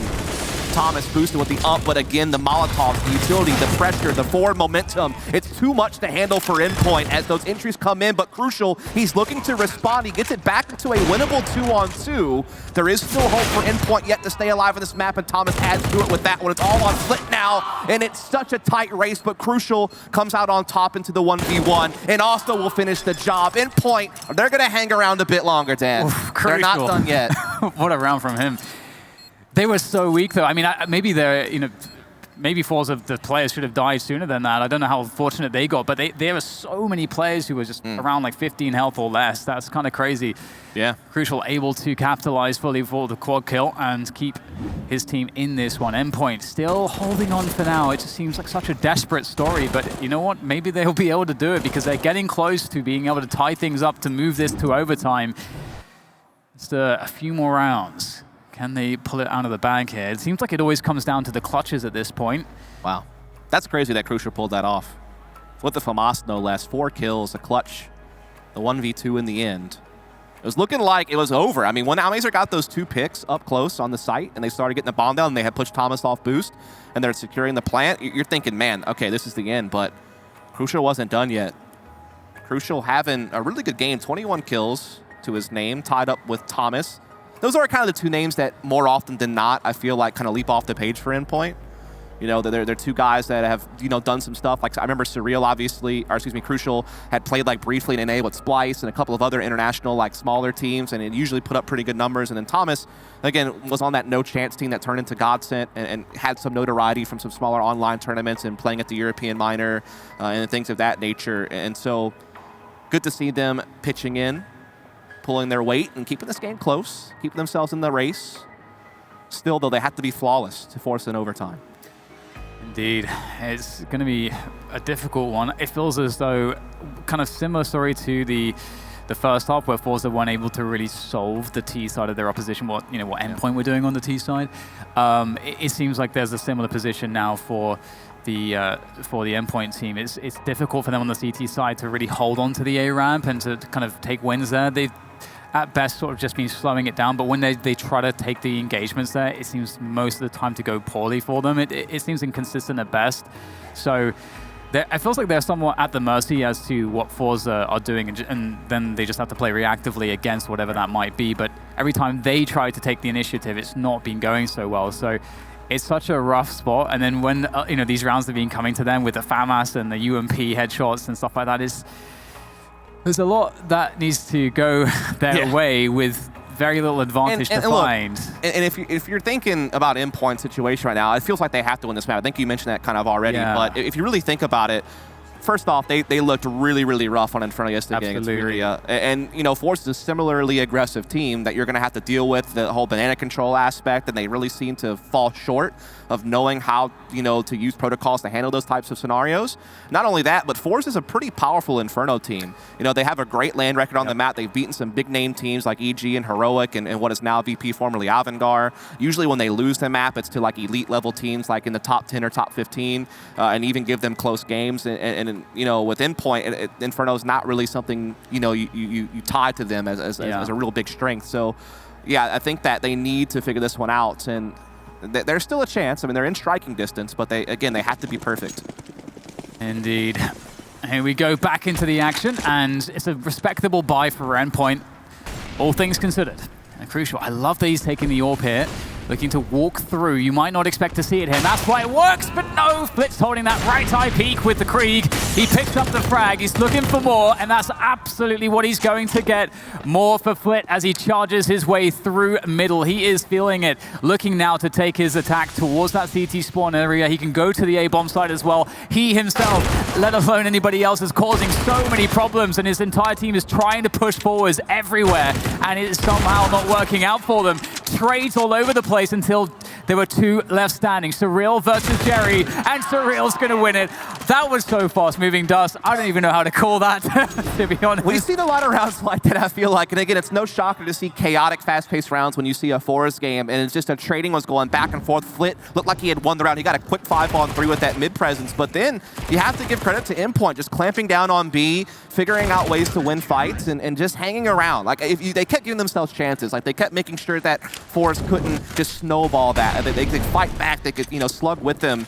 And now they actually have forZe on a bit of a save. It's just going to be upgraded pistols, and so a great chance to force this to do or die in the next round. It's either going to be OT or forZe winning with the closest margin possible.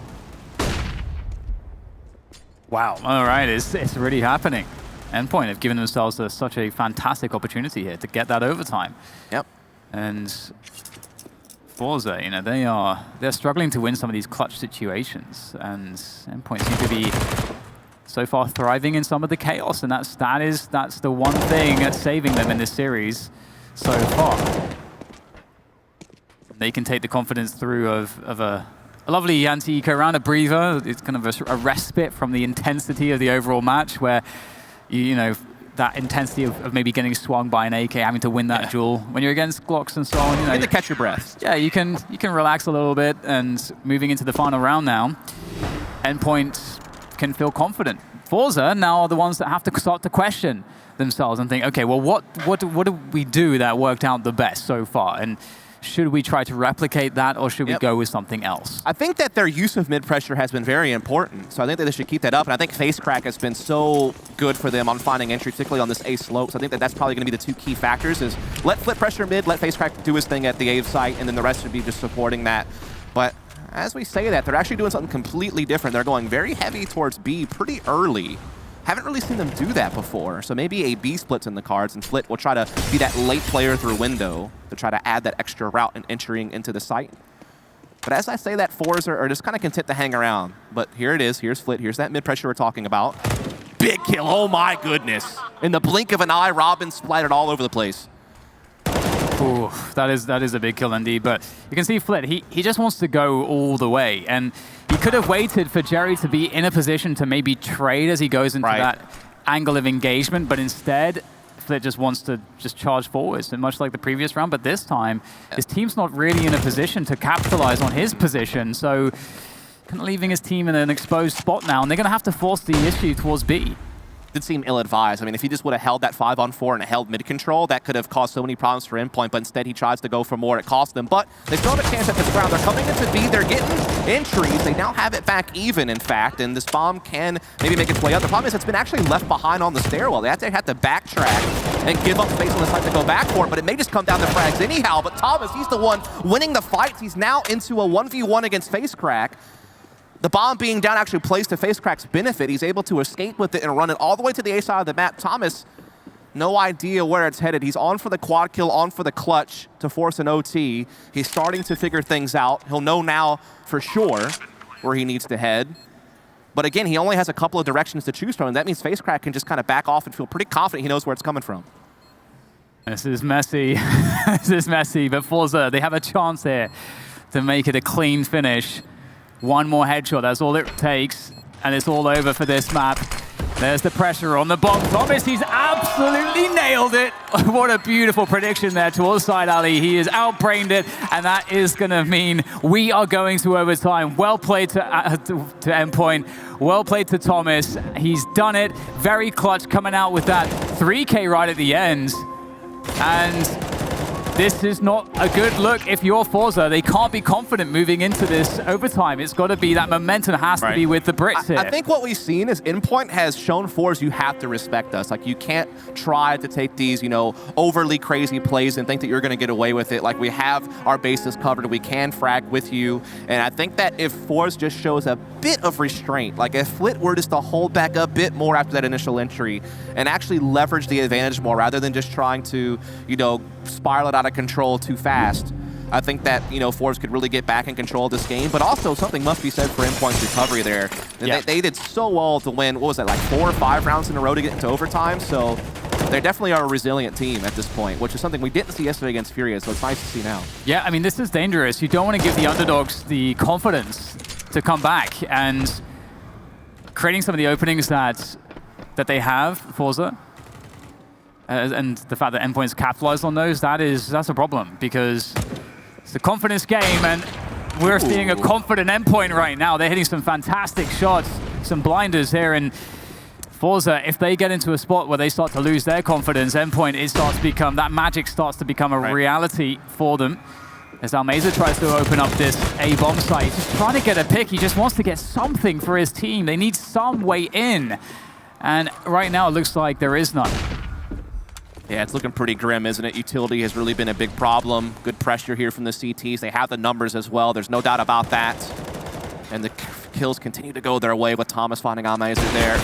C-Power can't fight back, misses a key op shot. Jerry's still standing, but he's all alone. In a 1 versus 4, time is starting to dwindle. Chances are starting to look bleak. Doesn't really have any utility to work with. Has to just try to brute force his way through on pure aim alone.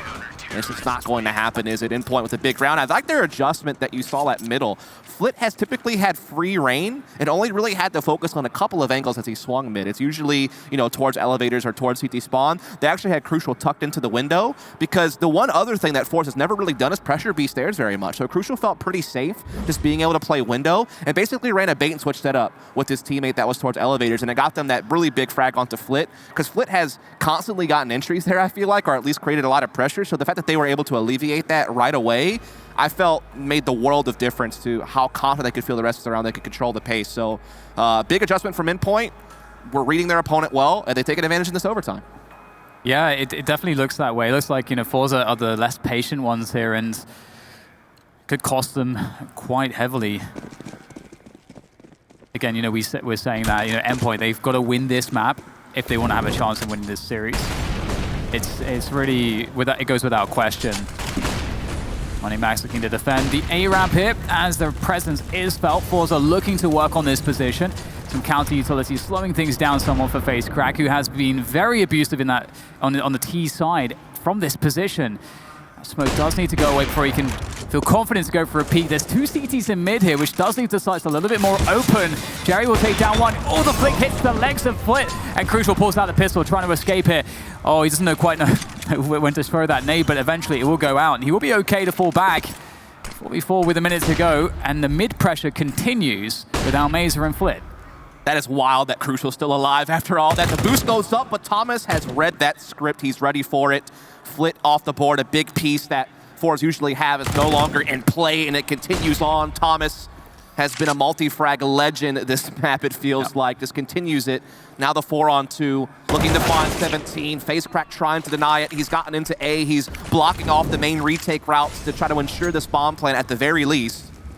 Even looking for more. He's pushing all the way up with this fire. He's going to catch this completely off guard, and all of a sudden, there's a chance for forZe to take this one away. Yeah, this would be such a huge recovery. My goodness, the advantages for Endpoint, so many in this round, and now it's not looking too good. Robin in the clutch situation, but FaceCrack just says, nope, 4K for me. Thank you very much, and the round will go to forZe. That's a very big one for them to pick up, because honestly, it was starting to look a little bit hopeless. Endpoint starting to play really well. It's just like in overtime is when, you know, unexpected things start happening. Like people start doing things they weren't doing before. It's the adjustment game. It's the mental gymnastics you have to kind of go through. And that's the first time we've really seen someone press into heaven as a T and really go for that extra space. And it definitely caught Endpoint off guard. It cost them the round. It's those little micro adjustments, those little mind games. Oh my God! Oh no! FaceCrack! That is ridiculous! That doesn't make any sense. but for some reason, FaceCrack is just going to completely annihilate the enemy team. God, damn. That is insane. I don't get it. You that don't happens so see fast. that every day. That is ridiculous. Even in slow motion, I bet it looks fast. Oh my god, this guy is unreal. Oh my. I bet you if we watched that in slow motion, it would still look unreal. Like it would still look godly fast. Because, man, oh man. That is just an unreal feel for the game. He just, in his head, he just is acting just intuitively there. He has no idea what the hell just happened. I mean, the first two, at least there was some reasonableness to it. You know, the transfer from one to the other. But that third kill just It's a bit egregious, wasn't it? It gives you that Little bit lower unfair. gut pain that you really only get a couple of different ways if you're a human male. And that's one of them. Just takes the win right out of you. Wow. He has been like the entry fragging like a god there, but that was a new level That's gotta entirely. be play the tournament so far. It's pretty huge. That is just that's just an immediate shutdown. And well, onto the CT side they go. And Hello, Reddit. they had a lot more trouble on this side of things. So we'll see if Endpoint have learned any new tricks and new ways to abuse them. But that's the thing. As you said, everything changes in overtime. Oh my god. God, Exipal is so unlucky not to connect a body shot with that orb there. That's so unlucky. And that changes everything here now. Almeza and Flit is all that's left to defend this bomb site. Well, they're not even on the site in the first place, so this is a gimme for Endpoint. It does seem that way, doesn't it? But we've seen crazy things already. So what about Almeza and Flit? Are they going to have something in store for us to keep this one crazy? Doesn't seem like it. They are well out of range of really going for this, but with it being MR3 16K, you have a lot of reserve cash. You don't get punished as much for big buys, and so they could maybe still take a look at this, see if they can't pull off something wacky, but nothing really envisioned just yet. And yeah, it doesn't seem like they're really going for it. Can't blame them, really. Just remember, it is MR3 16K, so obviously 18-18 would mean another OT, or you must win with a magic number of 19. And again, plenty of money in play with it being the 16K variation.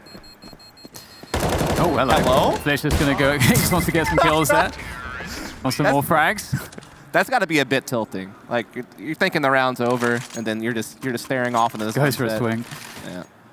It's going to be really fascinating to see if there is going to be an adjustment that works out for forZe on the A ramp, because we see in this round again, just look at the abuse from Mighty Max. And this was happening so consistently on the first half that we saw that forZe couldn't adjust. They could never really get value from holding A ramp. They couldn't find a way to do it. I thought that maybe when that first frag came from Exipal, that maybe they were going to start to find some more value in the overtime, that maybe the script would be flipped in that way, but it seems like that could still be a consistent answer for Endpoint. Start the round out with that A ramp pressure. They usually seem to get a kill out of it. Right. And if you're able to find a consistent way as a T side to open up with a 5v4, you want that every day. So they also did a great job of like limiting Z-Power's impact, trying to take those aggressive angles on A with AWP. It allowed them to have kind of just that comfort to feel safe about approaching that site. And so that could come into play more and more in OT. There is an adjustment from forZe, though. I think it was even in the last round, though it didn't really come into play. But we're seeing the first double op setup of the map taking place now, with Almeza also having the AWP. So might, give a different look to Endpoint, might catch them off guard, depending on if they're used to being able to peek certain angles without having to deal with an AWP.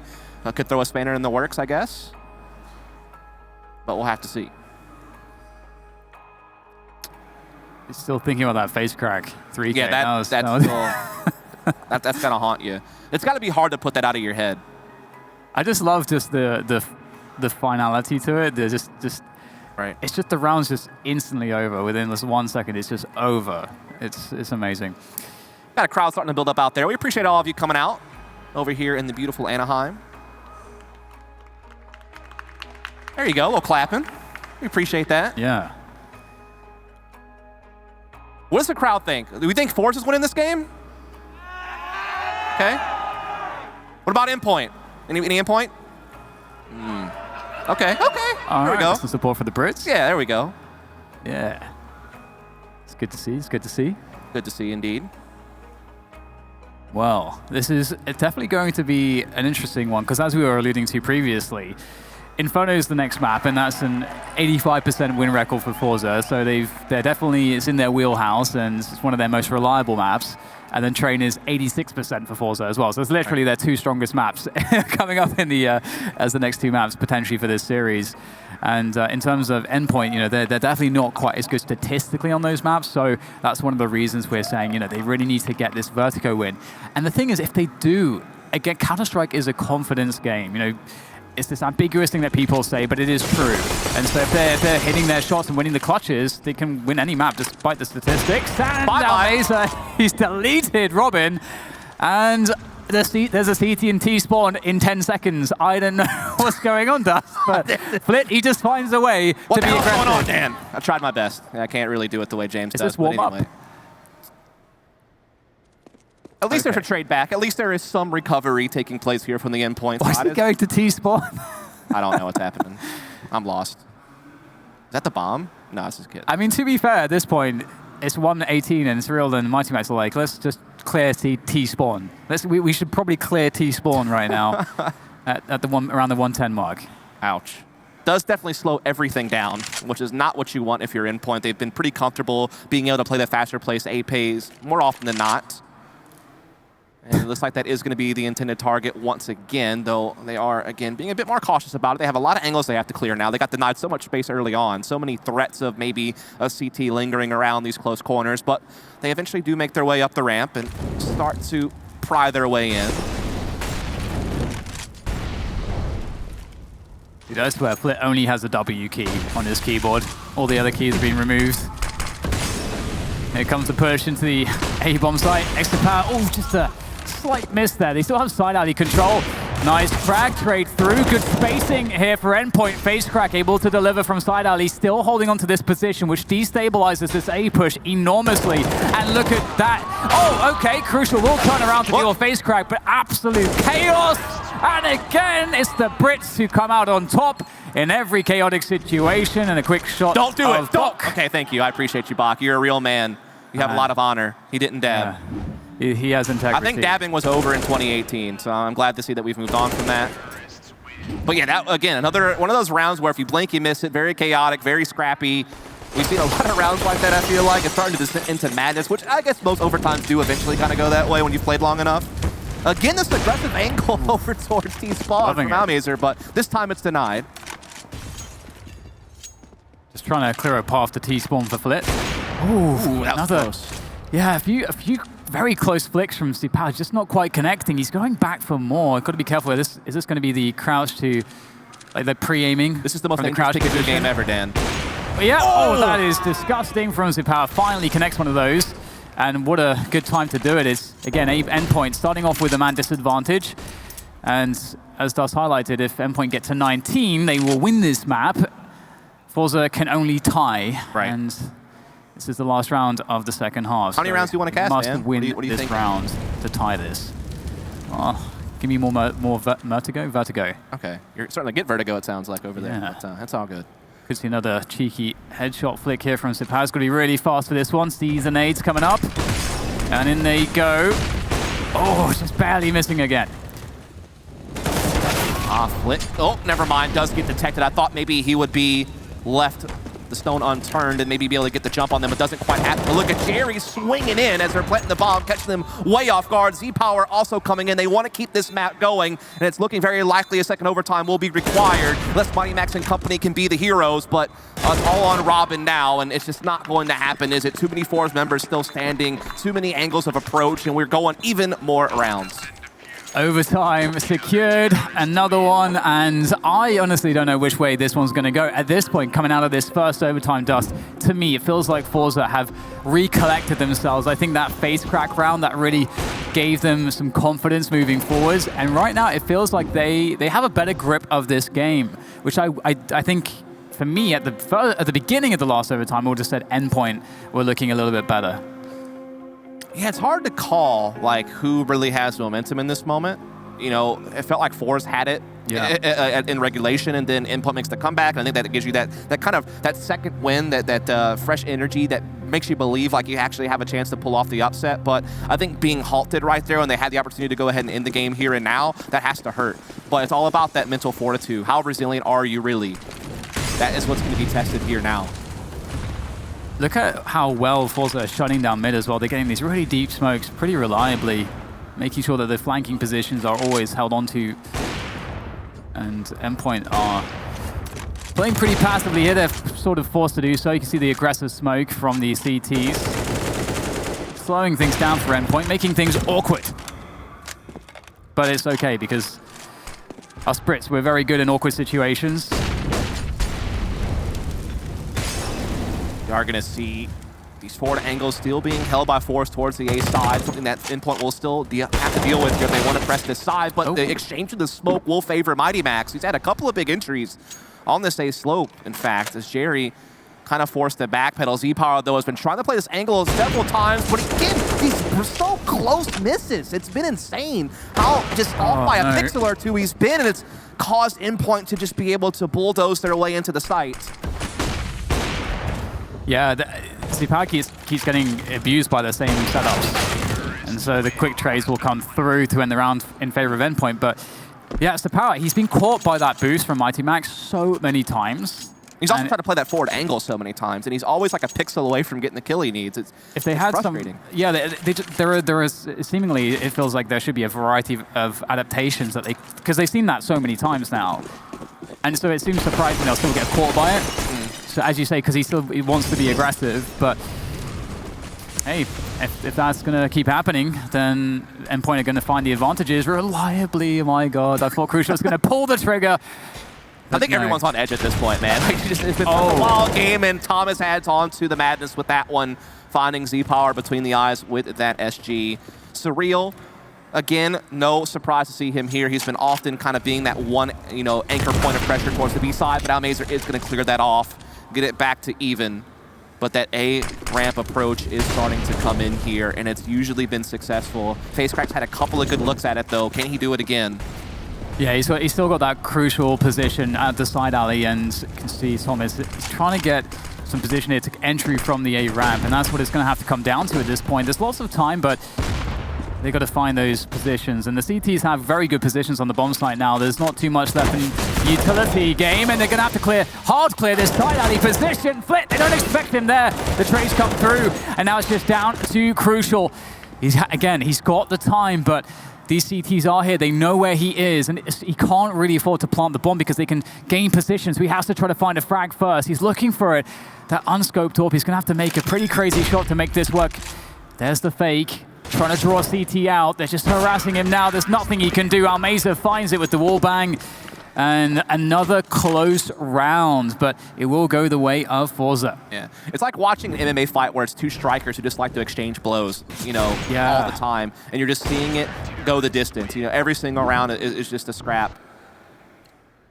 Absolutely, there's so many ways that things could just quickly turn, but it's very hard to predict. And it's been such a chaotic map to follow is really just the best way to put it. It's so hard to keep up, it seems, but we're seeing another different look here. Flit, this time aggressing on the stairwell. Refreshes the smoke also. So T's are going to be wary of someone pushing on these stairs, but it does deny Surreal that vision on B to get information, to create pressure, to get an idea, or at least keep tabs on what forZe is up to, which could maybe play to forZe's benefit. You have to be more comfortable in their A setup as well, not having to worry about backstabbing or B attacks. Is that dance once again against the side alley player, and smashed away the power, and now look at the spam coming through. They know exactly where they're standing. It's quite dangerous to be here still. The two-man setups are an interesting new look for forZe, and it worked out for them in the previous round, so that's one of the reasons maybe why they're going back to it, leaving FaceCrack in that position. Here we go again. This time he's playing from the boost position. Nope, never mind. He's going for it. Will it work this time? We've seen this game played many, many times, but indeed he decides to back off to the site instead. And actually they'll just try to pressure sidewalk together, but Thomas is unleashing right now with that SG. Robin pitching it as well. 4-on-1 is what's on the cards. It's all on Almazer now. to try to reel this one back in, but it seems like it's been taken too far. Yeah, it certainly is a very difficult clutch with an AWP. Endpoint really just repeatedly finding that success towards a forZe. Don't seem to know how to stop it. And there you go, 20-19 Endpoint. Only conceding 1 round on the second overtime, or the first half of the second overtime. Will they be able to close it out this time? It feels like they have the overall advantage on Vertigo against forZe, but they've got to close. It's one thing coming close to us, but ABC, always be closing. I like that. Okay. Forget what movie that's from, but I appreciate it. As again, the race is to number 22. That is what we're looking for here in the second overtime. A 21-21 means a third OT. Again, it is MR316K, so plenty of money in play each and every round. Endpoint with the advantage going into the second half. Will Flit have set up the mid pressure? I mean, it's been on and off. Like sometimes he's able to pressure mid really well, basically win his team the round, or at least give them a heavy advantage. Or then he overextends and dies and gives it over to Endpoint. So it's a very binary on what Flit's been able to accomplish over there, but we'll see how it plays out this round. Yeah, he's definitely quite the X factor in how unpredictable his aggressions can be. He just does some really crazy stuff, and that can be a huge asset in situations like this. But the creep is present for forZe as they make their way up the A ramp behind the top. Mighty Max is looking to see if he can keep tabs on the situation, but so far actually forZe not too visible. They don't know, Endpoint don't know how many players are there. Nice reaction from Zipower. Right gun for that job. The quick peek for Thomas does not work out for him, but he gets a little bit of information, but he only saw 1 player.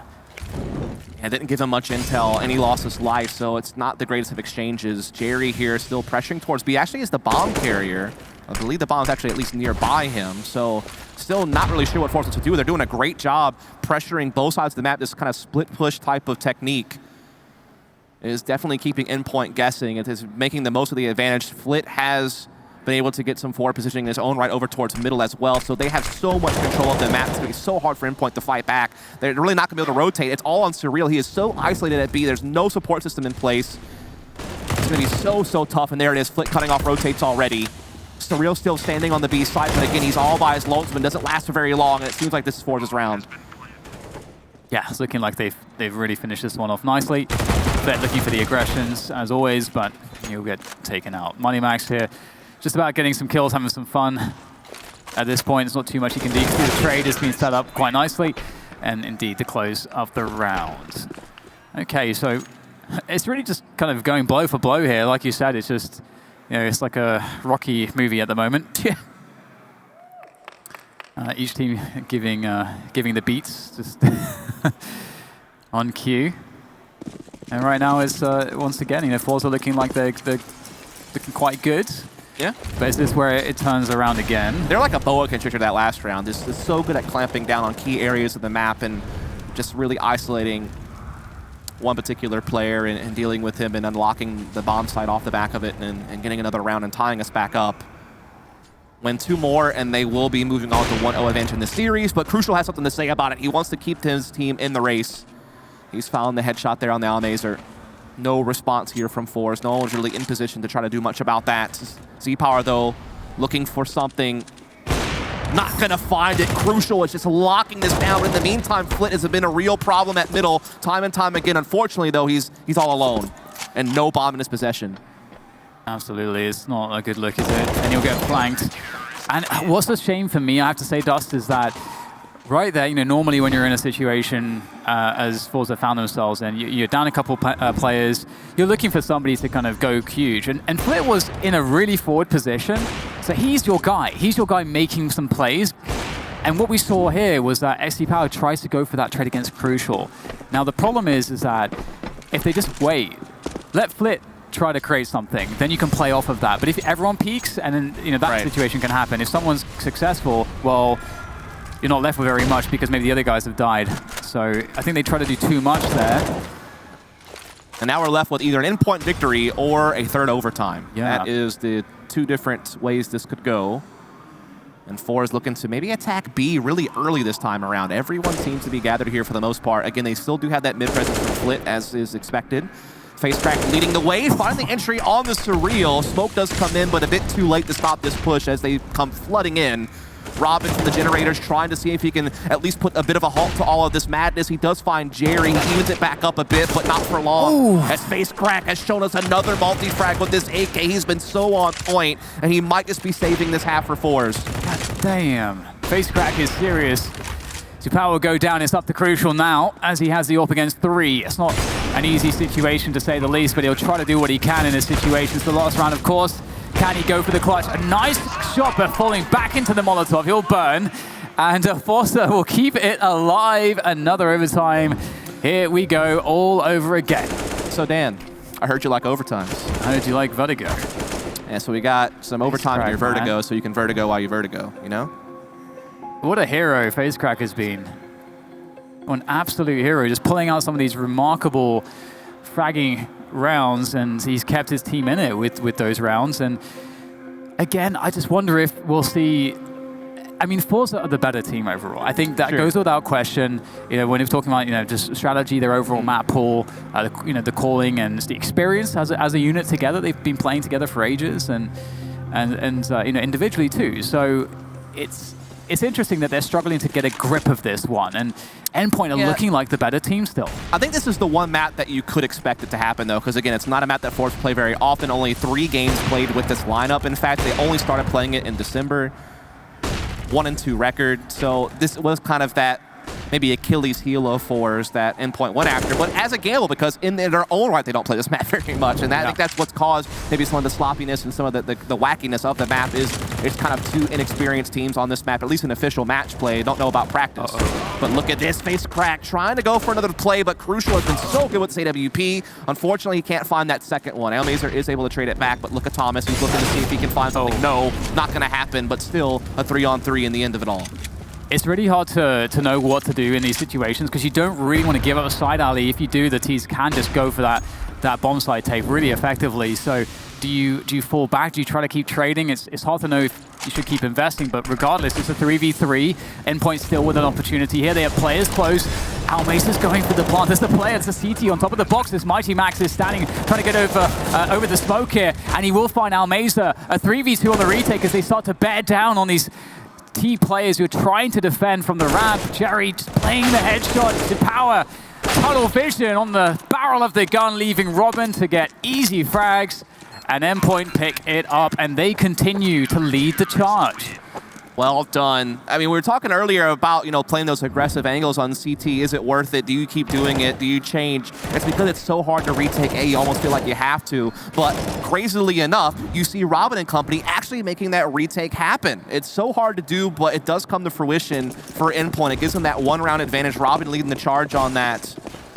A player with his own story, you know, banned for several years wrongfully, finally lifted very recently, and found a home here on this team. He's doing some great work. Good FaceCrack there. He knows the sense of urgency is not going to allow that molly to delay him.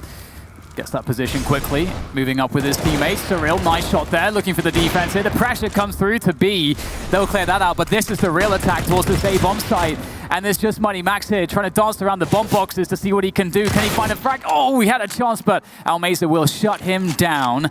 And there goes the utility to shut off these choke points, and Almace just denies Surreal. And that's the problem. Surreal, I think, is a good peak to make, but he wasn't on top of his game this time, and that's a great shot from Almace.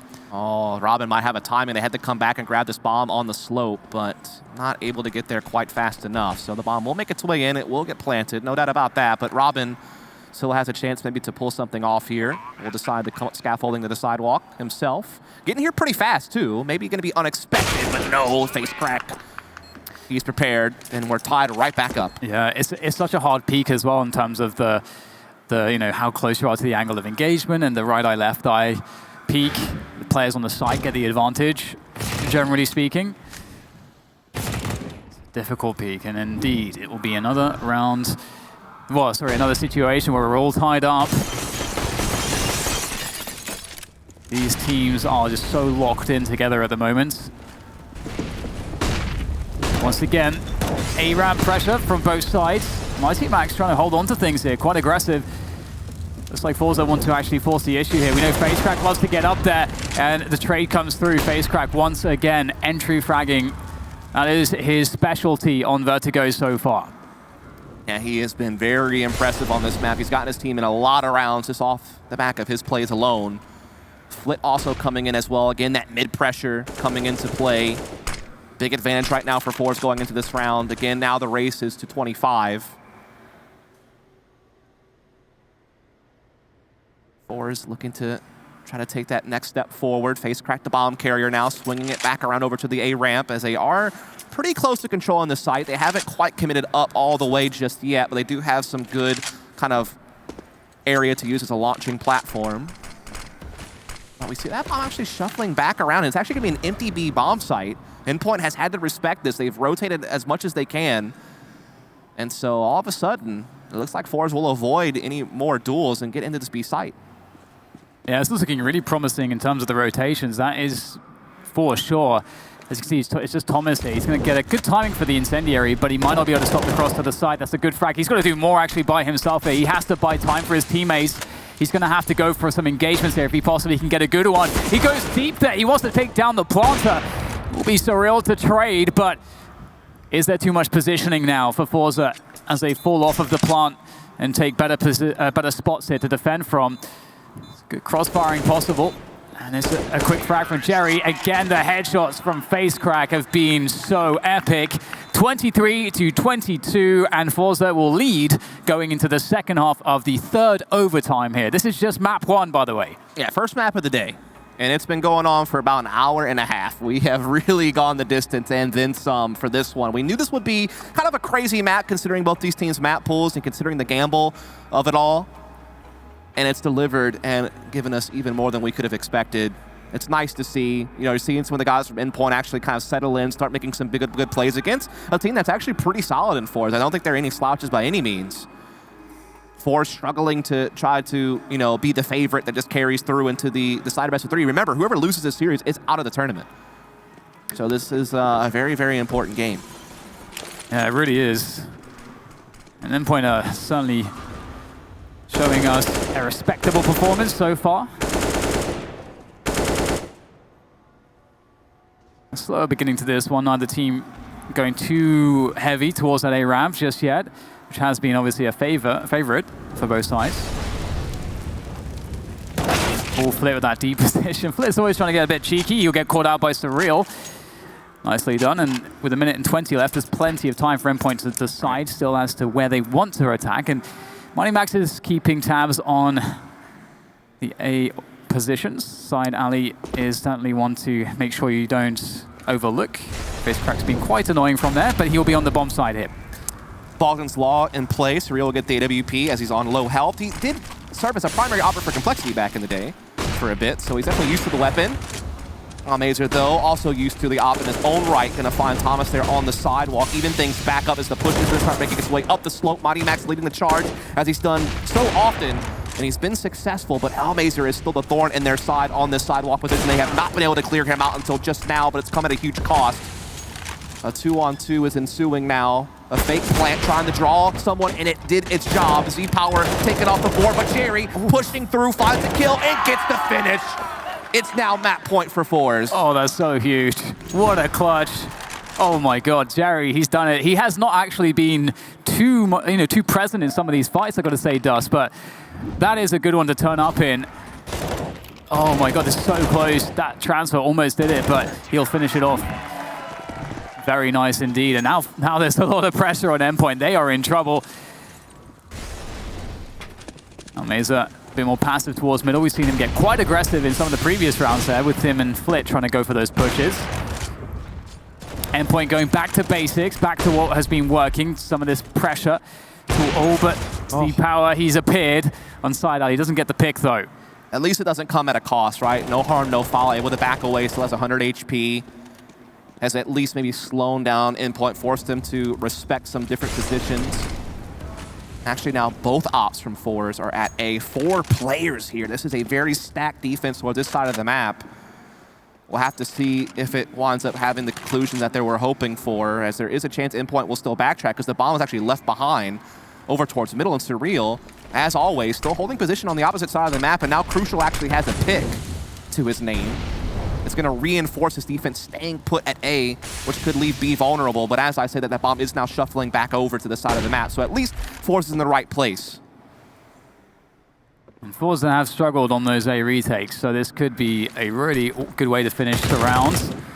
Try to secure it. forZe, Almeiza's boosted up. He's looking for that pick as they move up the A ramp. Oh no, it's a leg shot and he gets traded. That is heartbreaking for him, but maybe his teammates can somehow salvage this situation. If they can get a cheeky kill through the smoke, that would help. And that's going to be a good start for Jerry. Takes down Crucial. Of course, Robin is still very weak. They've got plenty of cash, so they can definitely try to force the issue here and go for this one. Damage coming through the wall there will perhaps make them a bit afraid of pushing that position. Trying to wrap around the side alley now. Jerry with another frag. Jerry really coming through here for forZe, pushing forward. Another frag, slowly but surely they're making it work. Jerry now against two. He's defusing. Oh, they just find it in time. And Jerry, he can't get it done this time. I think that in all the chaos, they didn't even realize that someone had gotten onto the bomb. I mean, you can obviously hear it, but they didn't because of all the gunfire and trading, and just he almost weaseled his way through on that, but not quite. He does get picked off a good bit before he was able to complete it, and now it comes down to this round. It's either forZe winning in triple OT, or maybe we want a fourth overtime, Dan. I don't know what you're feeling, but you know, we're out here. See that aggressive PK in from Almeiza. We haven't seen that for a little bit. And it's not going to find too much. Endpoint are aware of these pushes now. I think both teams getting quite used to one another. Yeah. It's the same old dance over here on the A ramp, it seems. Seen it so often with varying conclusions. Again, it's been a hard game to like really break down, because I feel like most of the rounds have just been like a descent into madness. And all the kicking and screaming happens, and when the dust settles, you have like a 2-on-2, and it's been a very tight race. There's no doubt about that. I think there's a lot of stuff, especially for forZe, to figure out on the fly. I feel like, which is less about having maybe an amazing game plan or preparation against their opponents, but obviously, as you said, Vertigo is a pretty new map for forZe, so there is still quite a lot of holes in terms of their game plan and how they play this map, but might still be enough here against Endpoint. They are now going to have to be defending this A bomb site again. It feels like Endpoint are committed to this because this is where they found the most success. It does seem to be the case. We certainly can't blame them for that. Z-Power has been really thwarted more often than not with this AWP at the A site. Will it happen once more? Can he finally connect? He does get one and is able to get away. And he's going to re-aggress the angle, also hold that position, hold that line of information. Surreal, though, blindsides him. No one able to prevent that. And the bomb will start making its way into the plant zone. And there it goes down. Jerry, though, quick to respond.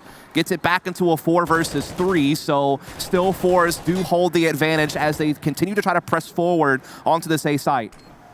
This is so tense because you can't push too quickly. You got to wait out the smokes. As a CT, you've got to throw the right utility.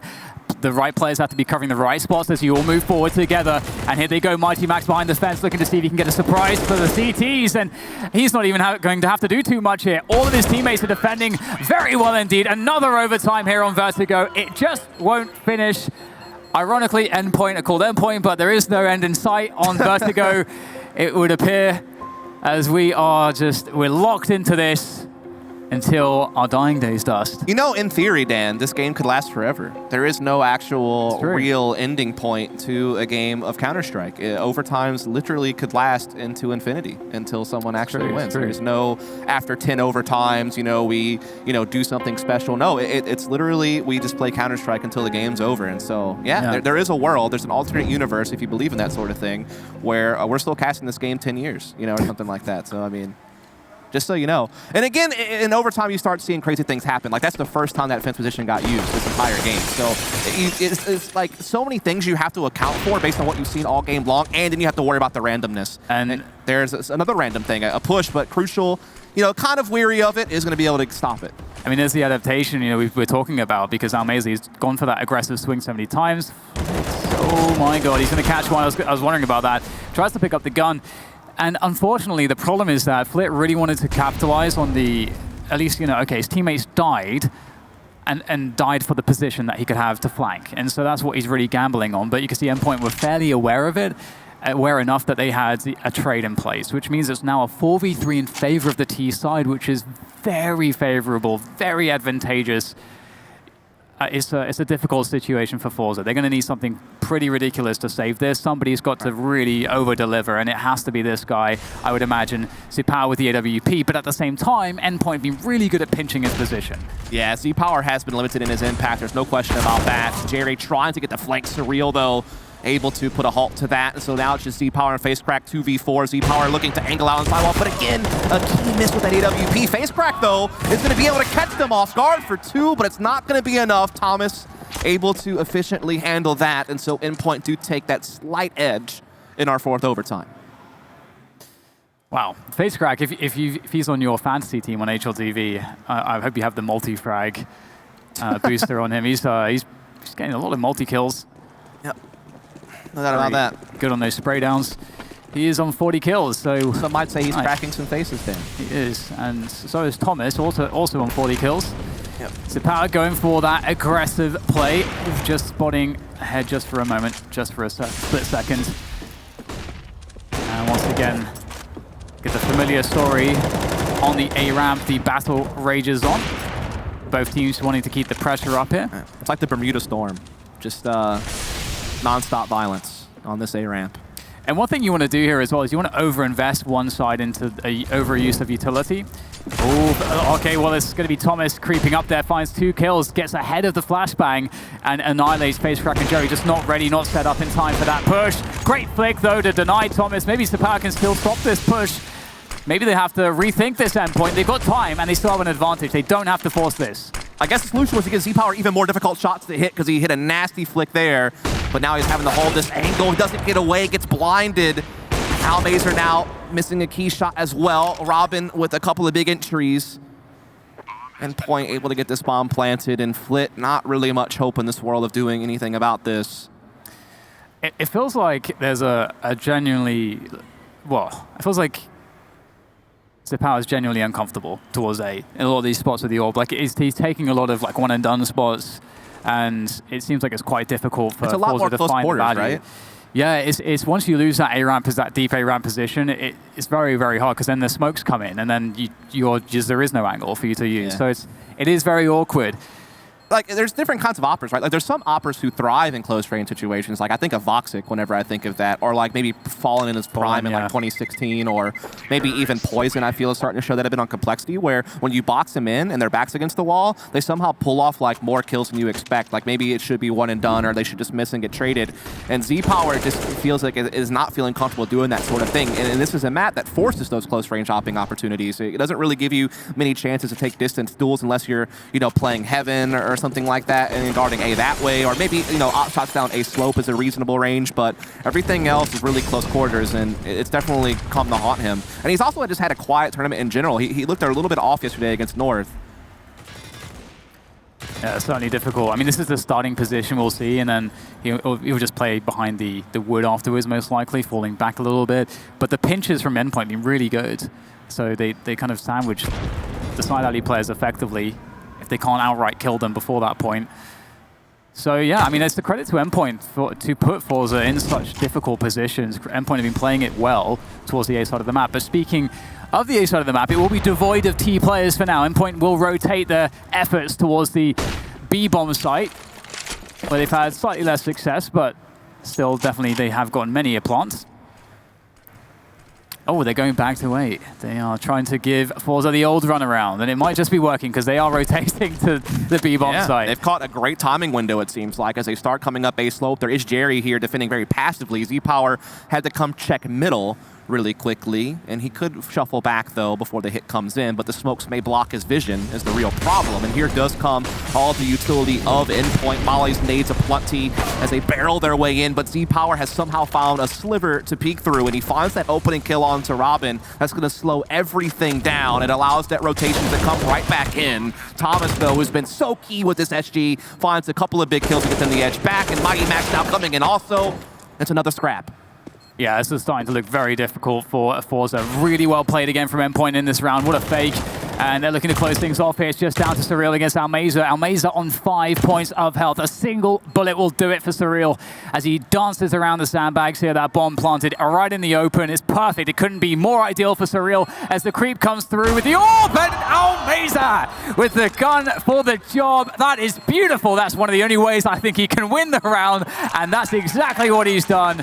That is so smart. What a play that is. And it was looking for a while there like Endpoint were going to be the first team to get a 3-0 shutout in a half in this overtime. I feel like every half's been like a 2-1. Again, very back and forth, very close, but it seemed like they might finally get some dominance going, but to no avail. Flit and company making this retake work. It was a very labored and long, intense 1v1, but Almeza does come out on top in the end, and it keeps the game close. 1 round separating. Again, the new goal is to try to hit, what, 29? Starting to, it's always dangerous as a commentator doing math on the fly. Yeah. But, yeah. Dude, Almeza's No, a it's baller, 28, man. isn't it? Just Yeah, 28, sorry. picking up the orb, you know, knowing that that's the, like that he has such low HP that that's the only way he can win the round. It's just what a baller. Yeah. He's balling out of control. Crucial doing his best Almeza impression. We saw Almeza love this peak. Yep. On the CT side, but Crucial will not find anything. Flitz.